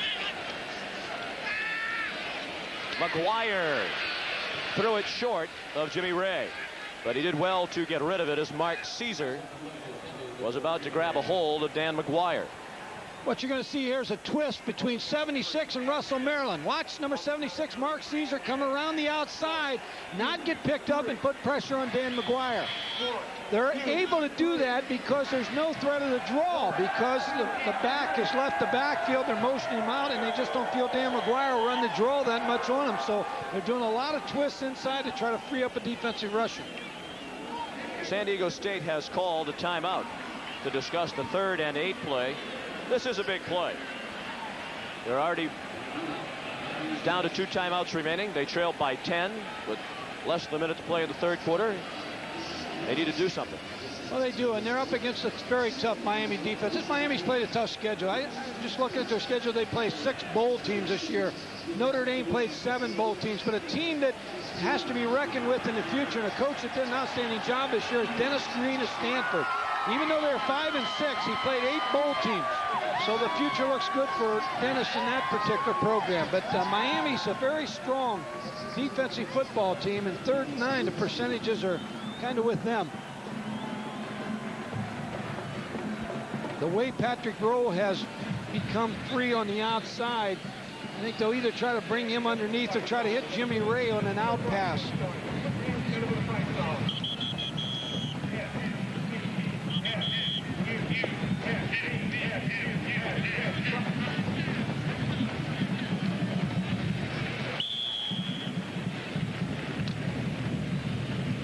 Third down and 8. Not trying to get the ball to Jimmy Ray, number 17. 3 receivers to McGuire's right.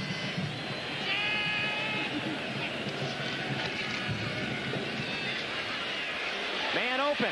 Airy, first down. Gerald Williams came cutting across, and as the ball was hanging in the air, it looked like he might pick it off, but it just did get to Airy in the nick of time for the Aztecs. They brought both their receivers inside. Jimmy Ray inside Patrick Rowe, and brought Dennis Airy on a corner route. Dan McGuire just puts the air underneath the ball, and it just gets there in time. Gerald Williams almost was able to make the play.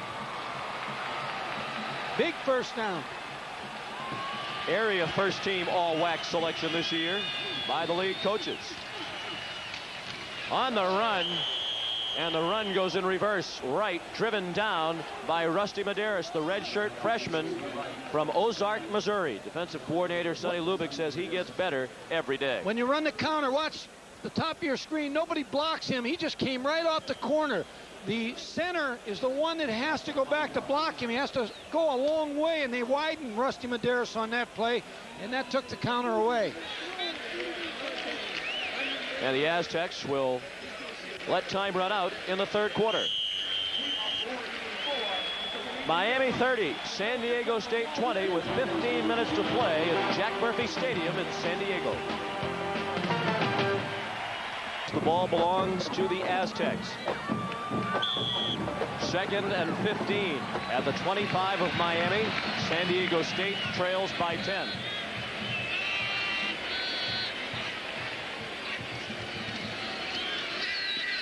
Screen, running room, and blockers for right. That play looked more promising than the end result. He made it only to the 25 for a gain of 5. It was open, Sean, you're right. Watch the screen, but watch the great foot speed of Miami's defense. Here Dan McGuire brings the ball back, gets his drop step. Now it looks like it's going to be a big play. Watch the Miami defenders, because their quickness all converge on the play and make it a good stop for the Miami defense. Darren Smith, 45, finally made the tackle. And Maurice Crum, number 49. 3rd down, 10 yards to go for an Aztec first down. 4-man rush. McGuire has it batted down. Anthony Hamlet. They've got to take the field goal right now. Anthony Hamlet got his hands in the way and was able to deflect the ball to force San Diego State into a field goal.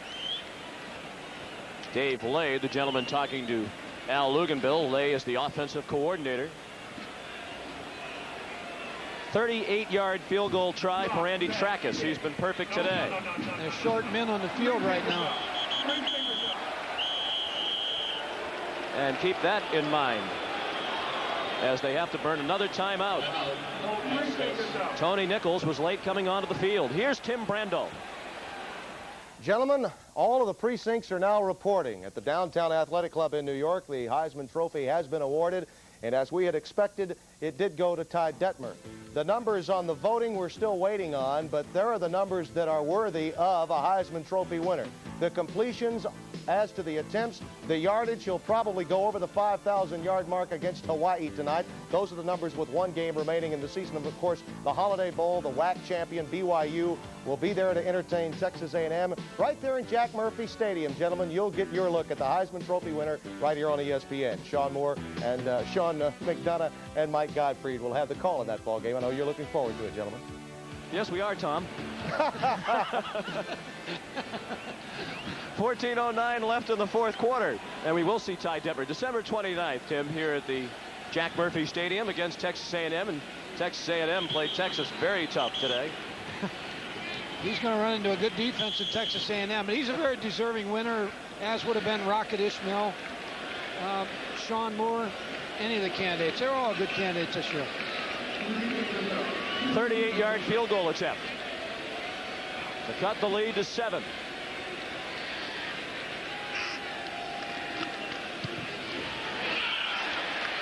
No good. A pop-up off to the right.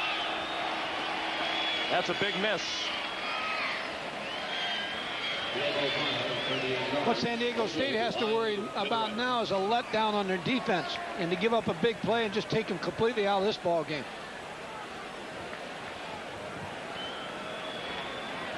The storyline.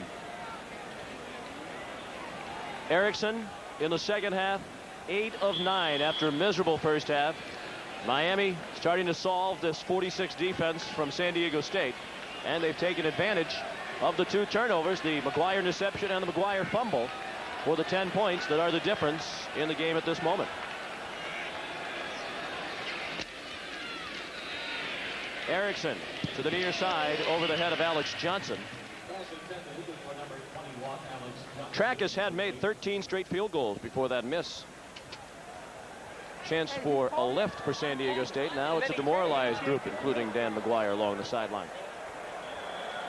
Right, or bring him inside. They have to, again, hope that their defense doesn't allow something big. They can't afford a long drive because of the clock, the fourth quarter. But this is where you're most vulnerable. You come to miss a field goal and your team comes out a little flat. Exactly 14 minutes to play.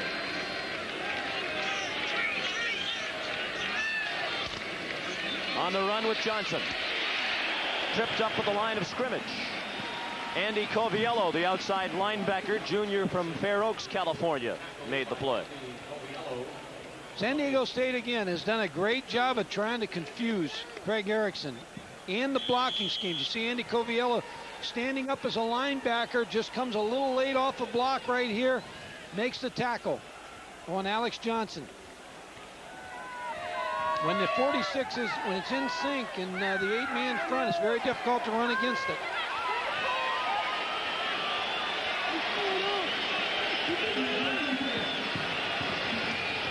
Blitz, Erickson, down back at the 14. Chris Johnson came on the safety blitz. It's the first time Erickson has been sacked today. Against the 46, the pressure becomes on the running back. Watch Alex Johnson, number 21 on the linebacker. He just jumps and gets in the face of Craig Erickson. They're going to have to move Alex Johnson up a little bit in definite passing situations to try to block the linebacker. Eric Duncan along with Johnson on the sack. Snyder, short punt. Jimmy Ray.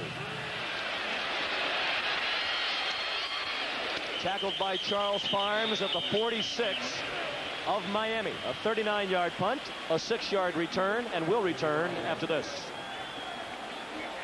Ball Miami versus San Diego State is being brought to you by Dodge.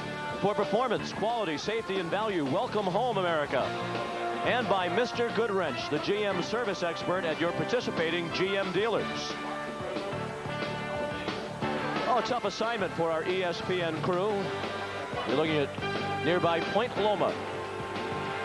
What a beautiful area. San Diego, California. We'll be back here for the Holiday Bowl on December 29th. Aztecs trail by 10. Great field position to start the possession. The pass too high for the tight end, Ray Rowe. When Dennis Erickson came to Miami, he changed the offense. The offense was very successful. Gary Stevens was an assistant coach. Looks like a dancing carpet right there. But Gary Stevens was the offensive coordinator for Miami, and they really had a lot of success with Howard Snellenberger and Jimmy Johnson. The defense, they kept the same, the 4-3. They changed their offense when Dennis Erickson came here. But Tom Tuberville, a linebacker coach, who's an outstanding coach, he kept him from the Jimmy Johnson era and kept the same 4-3 defense and just allowed him to keep the same scheme and play it so successfully. On 2nd and 10, 3-man rush over the middle. Jimmy Ray the catch. First down. He's out of bounds at the 32-yard line. Jimmy Ray. Forced out of bounds by Maurice Trump. Watch Dan McGuire fake pump to this side. He's going to hit Jimmy Ray coming across the middle. There you see the pressure coming again on Dan McGuire. He's got that shield on his helmet. And that was his 9th completion to Jimmy Ray. Statistically, he's playing a good ball game. He needs to get him in the end zone here with 12:22 on the clock. Pump fake. Wants the end zone. Rowe can't grab it. Even if he did, he was out of bounds. It's very difficult to hit Miami on the outsides with streak routes. It almost has to come more where you can hold the two outside safeties on the hash and try to sneak somebody down the middle on them. Roland Smith was on the coverage, number 16 on that last play. Al Luganbell knows that very important play here in 3rd down to keep this drive alive. 2nd down. Has to keep this drive alive.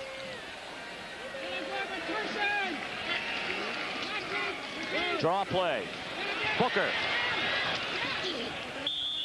Ryan McNeil had the first contact with Booker. Michael Barrow came over to help on the tackle.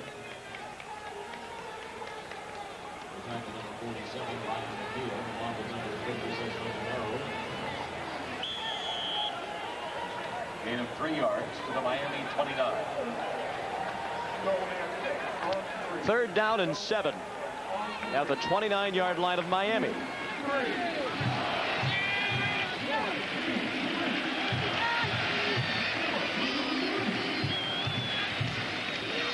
Blitz. And the pass is short. Ray was open, but McGuire came up short, and again Andy Trackus will come on.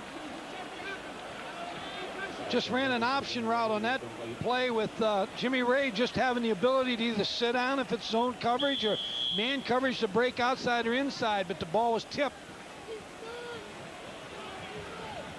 Now Andy Trackus gets another chance. This a 47-yard try. His longest field goal this year, 50. He missed badly moments ago.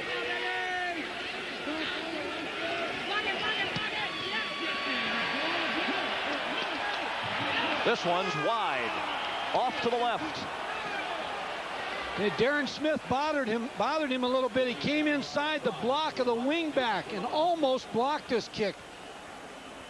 Watch Andy Trackus. This is what he's looking at the ball, but watch 45. Just get his hands in there. See the ball coming down, just missing.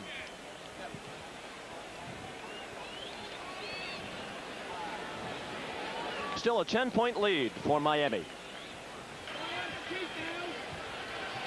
Still a lot of time for San Diego State, Sean. You wonder how deflating are the 2 missed field goals for the Aztecs. Play action pass. Complete to the backup tight end, Randy Bethel. He's out to the 38-yard line, about 1.5 yards short of a first down. First catch today for Bethel. Watch again the stunning when you got these people coming. Watch the linebacker come inside. They're going to bring the tight end across. Again, it's man coverage. Watch Craig Erickson back and then move off to the left side here. They seal off all the pressure. Here comes the tight end across. There he's open. Randy Bethel makes the catch. Picks up good yardage. Officially a gain of 9, 2nd and 1. This time they do give it to McGuire. And he's down for a loss back to the 36.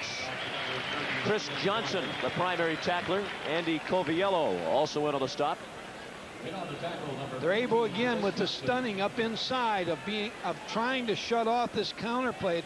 The counter takes a little bit too long against the blitzing middle linebacker.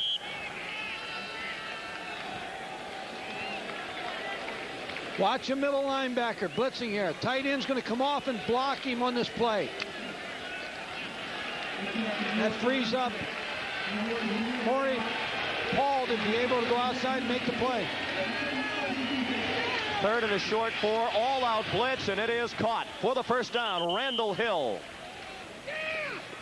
out to the 41-yard line. 1st and 10, Hurricanes. Well, that was a blitz read all the way by Craig Erickson. He saw the blitz coming.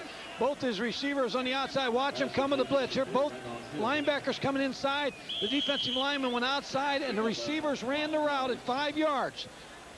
Watch Randall Hill. Just goes right to where the sticks are, slides out, picks up the first down on the blitz. Mike, would you agree that the San Diego State defense has played about as well as the coaches could have hoped for, and it's really been the offense that hasn't taken advantage of some opportunities? Even though they've given up 30 points, they have played very well in this football game. I know that sounds crazy, but they have played. Big plays have hurt them. Erickson wise to throw it away. Looking for Wesley Carroll, but he was well covered by Johnson. And really, part of those 30 points on the board, a result of 2 turnovers by Al Luganbill's offense. The interception and the fumble each led to points. The big play has hurt him, but when you blitz, you live by the blitz, you die by the blitz. And that's, you put your corners in situations where you've got post routes being run against them, and the big plays have come when they blitzed and played man coverage. Well, that's it. Al Luganbill has just passed Lou Holtz for the sideline pacing record. Randall Hill having a big day. His best game this year, 10 catches and 114 yards against Cal. And what a nice catch by Randall in traffic. Out of the 49-yard line, about 1.5 yards short of the first down. Marlon Andrews knocked him down after the catch. Just a nice curl route where he sits down, picks up good yardage, puts him in a 3rd and short situation. Watch Randall Hill. Watch him just curl, sit down, makes the catch.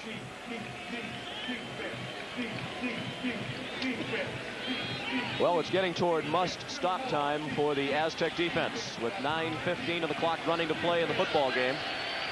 San Diego State trails by 10. 3rd and a long one with 2 seconds left on the play clock. Craig Erickson uses a timeout.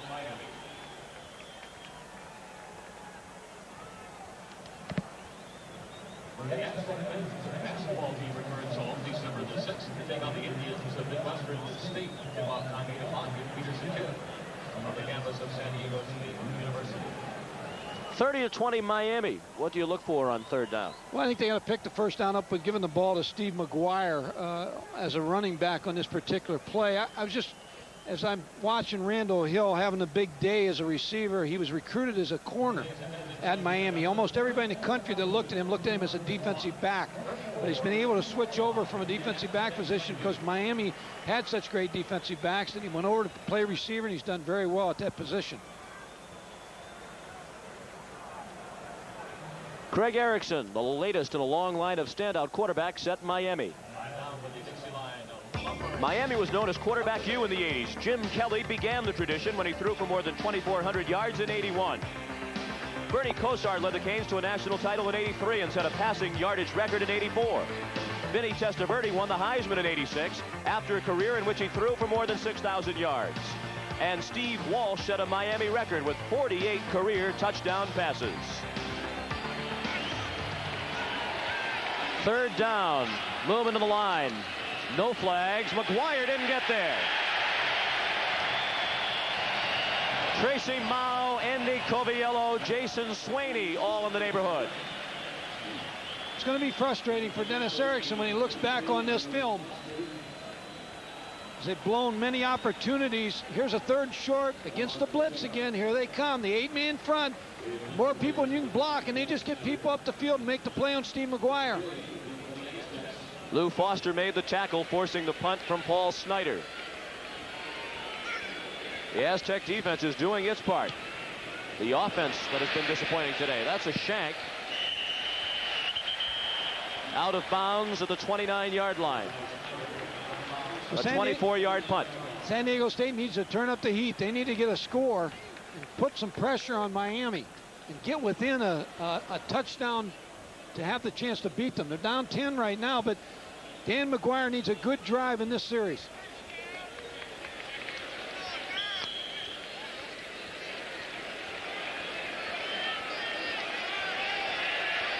$8:26 to play. Miami 30, San Diego State 20.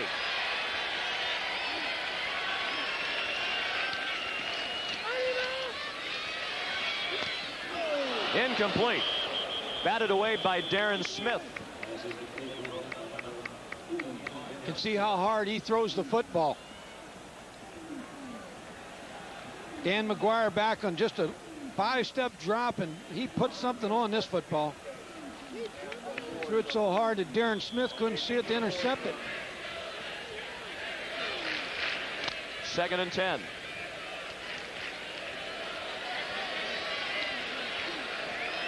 For the most part, McGuire is thrown underneath today. He needs that last 30-plus to get them back in this game. Blitz. McGuire to Airy. He could not avoid Darrell Williams. Gain on the play out to the 35 of 6 yards. It'll bring up 3rd and 4. When you play a passing team and they use 3 receivers and a tight end and 1 running back, you know you're going to give some yardage up. But what you have to be able to do is trade good tackles like you see Darrell Williams make on that play. They make the 3 or 4 yard reception, then you make them pay for it. 7:45 to play. 3rd down and 4. Again they blitz. McGuire caught. 1st down. Keith Williams the catch. Darrell Williams, the tackle. They needed the 39, and Keith Williams reached the 40. He's a redshirt freshman. Well, he's the third receiver, the extra receiver that they bring in. Here you see Dan McGuire on the out pass. Gets good velocity on that football, gets a good reception out of Keith Williams. Darrell Williams, number 31, makes a tackle. Strong arm. And just the third catch this year for Keith Williams. The clock did not stop. 7:17 and the clock is running, remaining in the game. Miami leads by 10. On the ground with T.C. Wright. What a move to get away from Williams. First down to the Miami 36.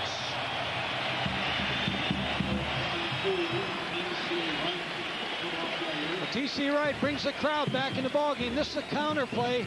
The right guard and the right tackle. Watch him pull. Here comes the guard pulling. He'll trap, block the defensive corner. Good move by T.C. Wright. He gets up the football field. The thing that's interesting about Dan McGuire, he really hasn't played that much football. He transferred from Iowa. He had to sit out of spring. Last year was actually his first year in college football. So he's really only had 2 years that he's played a lot of football. He's going to get better. Pump fake. He's looking deep for Rowe. Incomplete. Had his hands on it and couldn't squeeze it.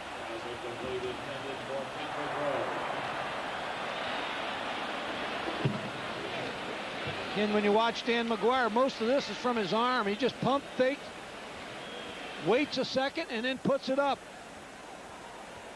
Watch Patrick Rowe almost bring this in. Charles Farnes with pretty good coverage. Used good body movement right there to knock him away. You see it again. Oh, he just couldn't hold on. 2nd and 10. Right. Could not turn the corner. He got back to the line of scrimmage, and that was all. Robert Bailey up from the corner to make the play. Darren Smith was also there, as was Michael Farrow. I think if you're Al Luganville, you have to think that you got 2 plays to pick this first down up with 6:22 on the clock. You have to think of that you're in 4-down territory. You had trouble with your last 2 field goals. You got to try to pick this first down up. And at the moment, it would be longer than a 50-yard field goal. You see the second team quarterback, Cree Morris, number 7. He's 6'7". So they got a 6'8 quarterback and a 6'7 quarterback. Going tall out here. 3rd and 10. McGuire hit as he threw, and it was nearly picked off. Now Al's got his decision on the sideline.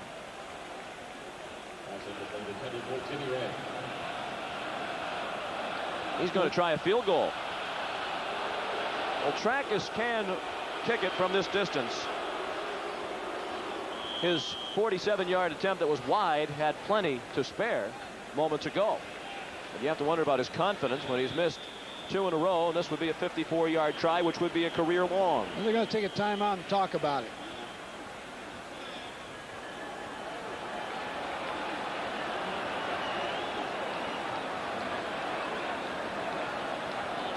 (30-20) Miami with 5:49 remaining.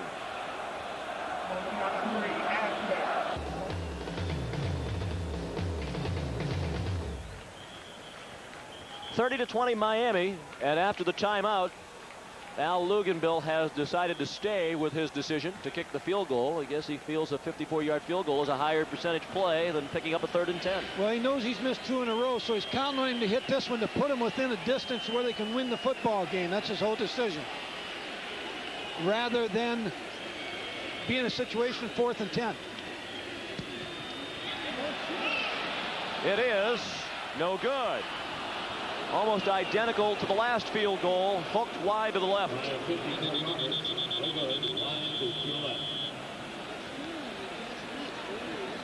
Let's check in with Neil Lomax. Craig Erickson and the potent offense of Miami, and obviously Dan McGuire and the potent offense of San Diego. But actually, the defense of San Diego has been playing really good. Coach Al Luganville was down here just really praising the defense for keeping them in this football game. You know, I've been noticing, Mike and Sean, Dan's having a hard time of really looking off the safeties. I can't really see his eyes from here because of that black shield. But Miami's playing so much cover two, he's got to be able to look those safeties off, able to have a big play, and he's not doing that. He's having a hard time just finding his receivers underneath. So he's got to be able to look those safeties off. That's how you complete those balls against that cover two. Back upstairs. Well, Sean, what I agree with Neil. What he's got, there's an area, as I said before, 18 to 25 yards deep where you try to hit on cover two, right down the middle. And it's easier because you got the three receivers of getting a free release by the third receiver on the inside. But Miami's defense reacts to the ball so well. Saw Darrell Williams being helped off the field. First and 10, Miami from the 36. Andy Trackus, who had made 13 straight field goals, has now missed 3 in a row. Erickson going deep, incomplete, looking for Lamar Thomas, but Taylor and Pieri were running stride for stride with Lamar. Life of a place kicker. It's a lonely one. When you miss it, they come off, nobody wants to talk to them. When they make it, everyone want to jump on them and everything else. But I agree with you. I think with this offense, with McGuire, with the receivers, 3rd and 10 is a better percentage than trying the field goal. Or 4th and 10, pardon me. There's Craig Erickson's passing distance also. You see that he's had some big plays today. He's been able to hit better percentages on his big plays than Dan McGuire has. They're throwing again with a 10-point lead for Randall Hill. Incomplete. Good coverage by Marlon Andrews. This is not a strong San Diego State defensive team, but they played pretty well today. And coming in, the coaches said the cornerbacks, Andrews and Taylor, were the strength of the defense, and that's proven to be true. New hairdo.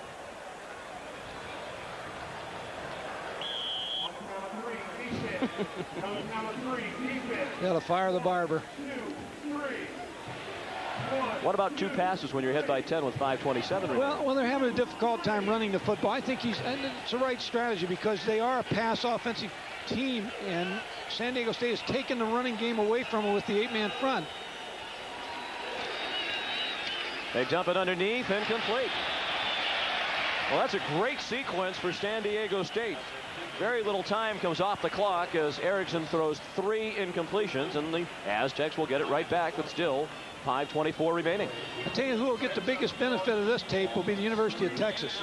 Because of what San Diego State has done, Texas is a 4-3 defensive team. They could probably use some of these alignments and some of the coverages that they'll see in this particular game against Miami. Snyder just did get it off. Fair catch, Jimmy Ray at the 32-yard line. A 33-yard punt and no return. Coming up in just a matter of moments, as soon as this one is over, we'll send you to Tallahassee, Florida. For Florida, ranked number 6, and Florida State, ranked number 8. That should be a great football game. Steve Spurrier has that Florida program moving in the right direction, and Bobby Bowden, of course, is an excellent coach and plays wide open football, and so that should be a real good football game.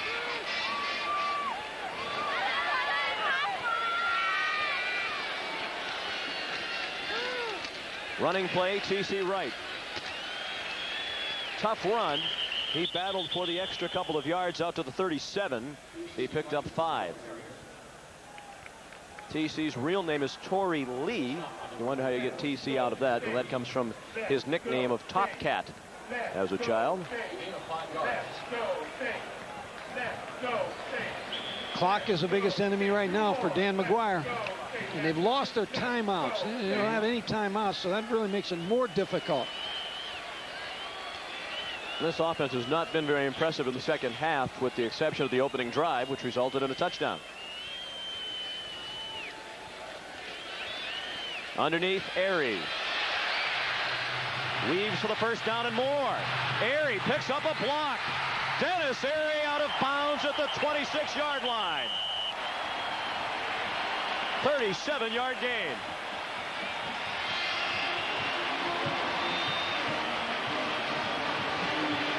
watch the two deep safeties. That's why it's so difficult to see the two safeties. That's why it's so difficult to throw deep routes against Miami. You'll see Dennis Airy comes inside, makes the play. Now watch number 17 along the boundary here. He's going to come in the picture here in a second. Watch number 17 make the block right there that frees up Dennis Airy.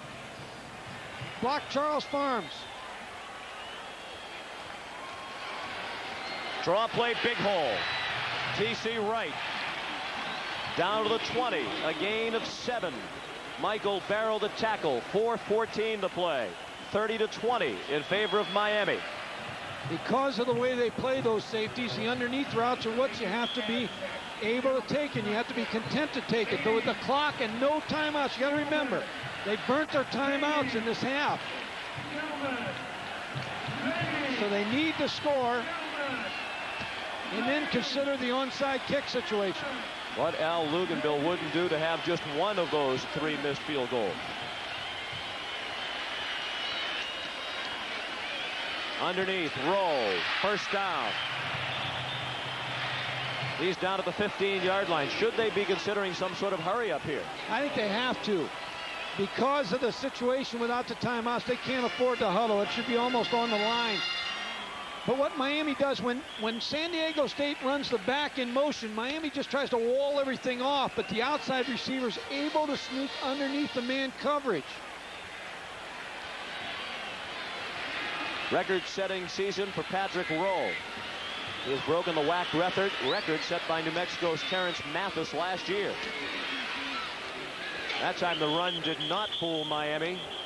Fans boo as the clock is down to 3:10 and running. Well, one thing about fans booing in San Diego, they're used to the pros. And when you coach in a pro city like this, in Seattle, Washington, Miami, Florida, you have the pro crowd, and sometimes they boo a little quicker. Al Luganbill telling them to hurry it up, but they're the ones taking their time along the sideline, getting the plays in. McGuire. Now you got to have somebody move. Touchdown. Dennis Airy. They're going to go for 2 because Al Luganbill wants to win it with a field goal. I don't think so, Sean. I see the kicker coming on, but what happened on this play was Dan McGuire was able to buy time and start scrambling. There's Al Luganbill, but he's got his kicker on the field. And that's why he's holding up 2, because he wants Tracus to come off the field. I'll tell you what he's going to get here is a delay of game penalty, probably. Well, they still haven't set the play clock into motion yet. He has the full 25 seconds. But they need to get organized so they don't burn their one remaining. Excuse me, they do not have any timeouts remaining. Miami has the one timeout that remains. Well, they get the benefit of the official here, because what they did is they asked the official to move the ball to the hash. Now the ball's over on the left hash, so look for something to the field. That's why you usually move it that way to try to get the 2-point play. But that's why the time clock didn't start on the play. Miami gets a guy in late on the field also, Charles Farms. He just came on to the field, number 2. McGuire. Still alive, gets it off, and they get the 2. Jim Hannawalt, the 2-point conversion. And again, a tremendous play by Dan McGuire. And now there's a skirmish, and the benches are emptying. I'll tell you what happened, Sean. After the play, a Miami player threw Dan McGuire down. Nick Subas, number 60, jumped on that player. And we've got ourselves everybody on the field. This is what you hate as a coach. They slammed McGuire to the turf. The good news is he's up. There was a flag with that original play, and then this is what ensued, and they're still going at it. And the wise thing for the coaches to get out of there, because they don't have a helmet on. I tell you, Jerry Burns of Temple in Pittsburgh a couple of weeks ago got cold-cocked on the sideline.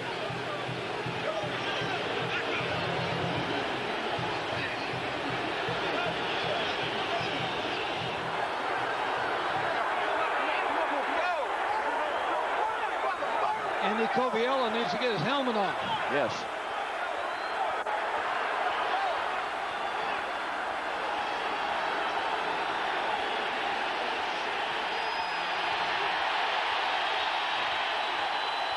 What a shame that all of this has overshadowed a great individual effort by Dan McGuire that resulted in the 2. It's now 30-28. in favor of Miami. I don't think you can blame this on one particular ball club, because a lot of things happened in that particular sequence, and it just got out of hand right away. They're both to blame. Let's look at the touchdown. Watch Dan McGuire. Looking for his receiver. Scrambles, buys some time. Now the receivers start to move. Dennis Harry, watch Dennis Harry now.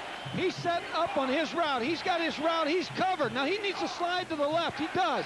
He sees Dan McGuire in trouble, slides away from Roland Smith. Now let's look at the two-point conversion. Watch Dan McGuire. Same situation early. He's 6'8". They can't bring him down. Russell Maryland's got him here. He should be able to drop him.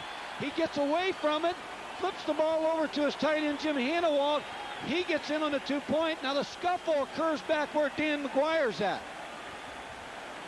Nick Subas was involved in the scuffle. And there's the chicken. He wants to take somebody on. Well, the officials are still talking this over. Here's Jack Baker with the call now.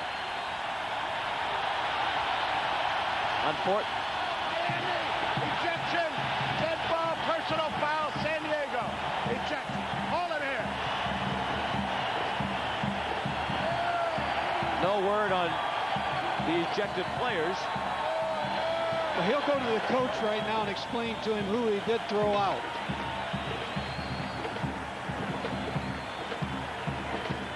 Hopefully on safe ground. Here's Neil Lomax. Well, I didn't think I'd be refereeing a fight this afternoon, but I'll tell you, it's the old adage of an offensive lineman protecting the quarterback. After that two-point conversion, somebody just knocked Dan McGuire down late. His offensive lineman helped him out by dumping him down. I mean, then fisticuffs all over the place. I got hit in the face. I'm okay right now, so we'll send it back up to you guys. Well, Neil, we know you're used to getting hit. Now you have to be thinking of the onside kick. If they had their 3 timeouts left, or 2 of their timeouts, they would be able to afford kicking the ball deep. But I think without their timeouts, it's got to be an onside kick situation right now. Now the explanation for Luganville.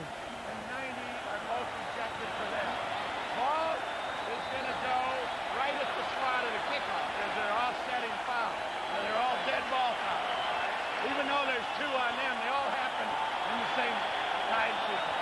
Ball's going to go on a 35-yard line. Now what you want in an onside kick, as they get ready to set it up, which I believe they almost have to go with the onside kick because of the timeout situation, is you want the ball to... on the black, he's ejected. We got 45 and 90 on the white. They're both ejected. Coaches have been told we're going to kick the ball off at the regular style. We all got... Yeah. And we're going to move you up for the onside kick. Well, that's great teamwork by Jack Baker and the officials. They've been criticized mightily this year, but has been well explained to both sides. Number 60 is Nick Subas, their outstanding right tackle for San Diego State. He is the only Aztec to be ejected. Darren Smith, number 45, has been thrown out. And I believe he said the other man was 90, and that would be Joe Moore. Now what you do if you're Miami, you get your best hands group, the all-state group now. You want them up there so that they're able to handle this kick. Andy Trackus is going to move to the hash. He's going to kick that ball so that when it gets to right around the 40-yard line, he gets a nice big bounce at the end. The officials moving the Hurricanes back the full 10 yards. 2:40 to play. Miami leads by 2. Oh, they can't do this. The official's in the way of the kicking the football. The rest of the coverage team started forward, but the official... Well, they get a practice try.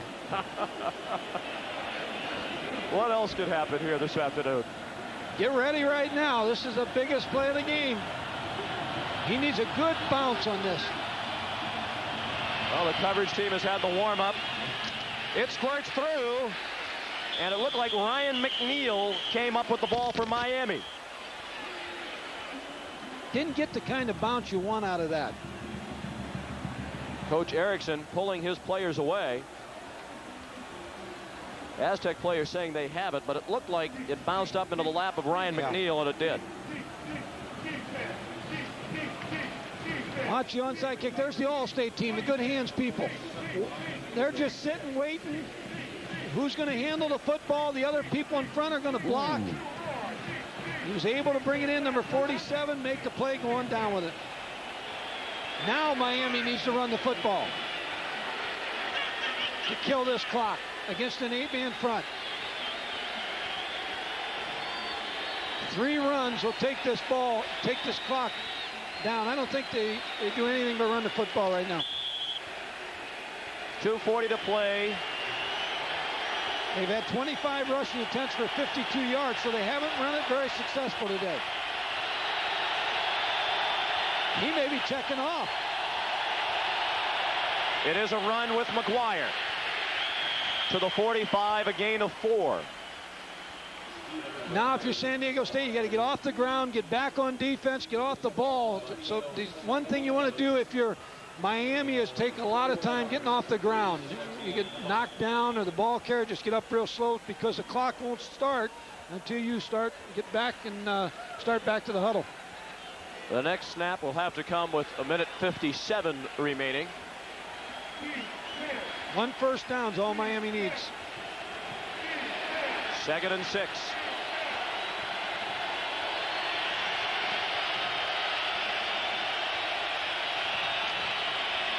McGuire breaks tackles. He's 2 yards short of a first down at the 41. They had a shot at him behind the line of scrimmage.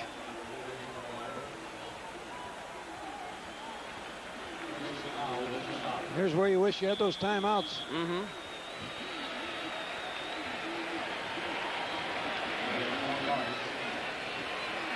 Three missed field goals also loom large at the moment. 3rd down and 2. 1:24 to play. They got to send the kitchen sink on defense. They got to bring them all. McGuire. It'll be close. He stayed in bounds. Now they'll stop the clock to see if he picked up the first down. Clock's moving right now, even though he gave the sign is to stop the clock. One official said keep it running. Now they're saying keep it running. Because it is well short of the first down. No need for a measurement. Now you're Miami, you just take a delay of game unless you're going to try to get the first down on 4th down. I think he'll try. They have 1 timeout. No timeouts left for San Diego State. Miami's just got to let it run down. Al better be careful. He can't take a penalty now. There's a 20-second differential between the game clock and the play clock. The next snap would have to come at 20 to avoid the delay of game. I think Craig Erickson will just quarterback sneak this. Nope. There's the delay. I think what Dennis Erickson wanted him to do there is get up, let it run down as far as he can, then try to quarterback sneak for the first down.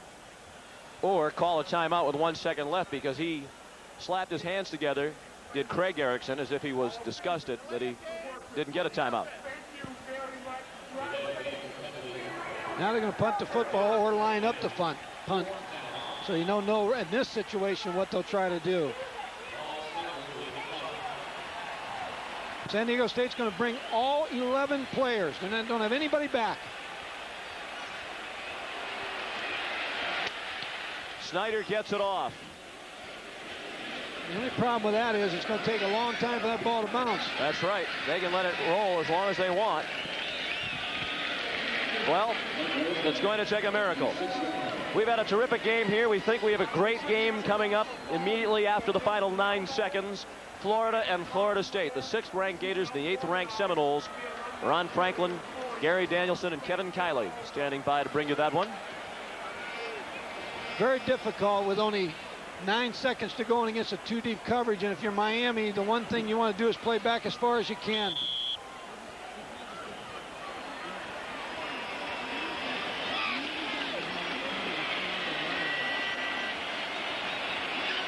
You just got to air it out. Underneath, Patrick Rowe. It's the ball game. Yes, indeed it is. Valiant effort by San Diego State, but it comes up 2 points short.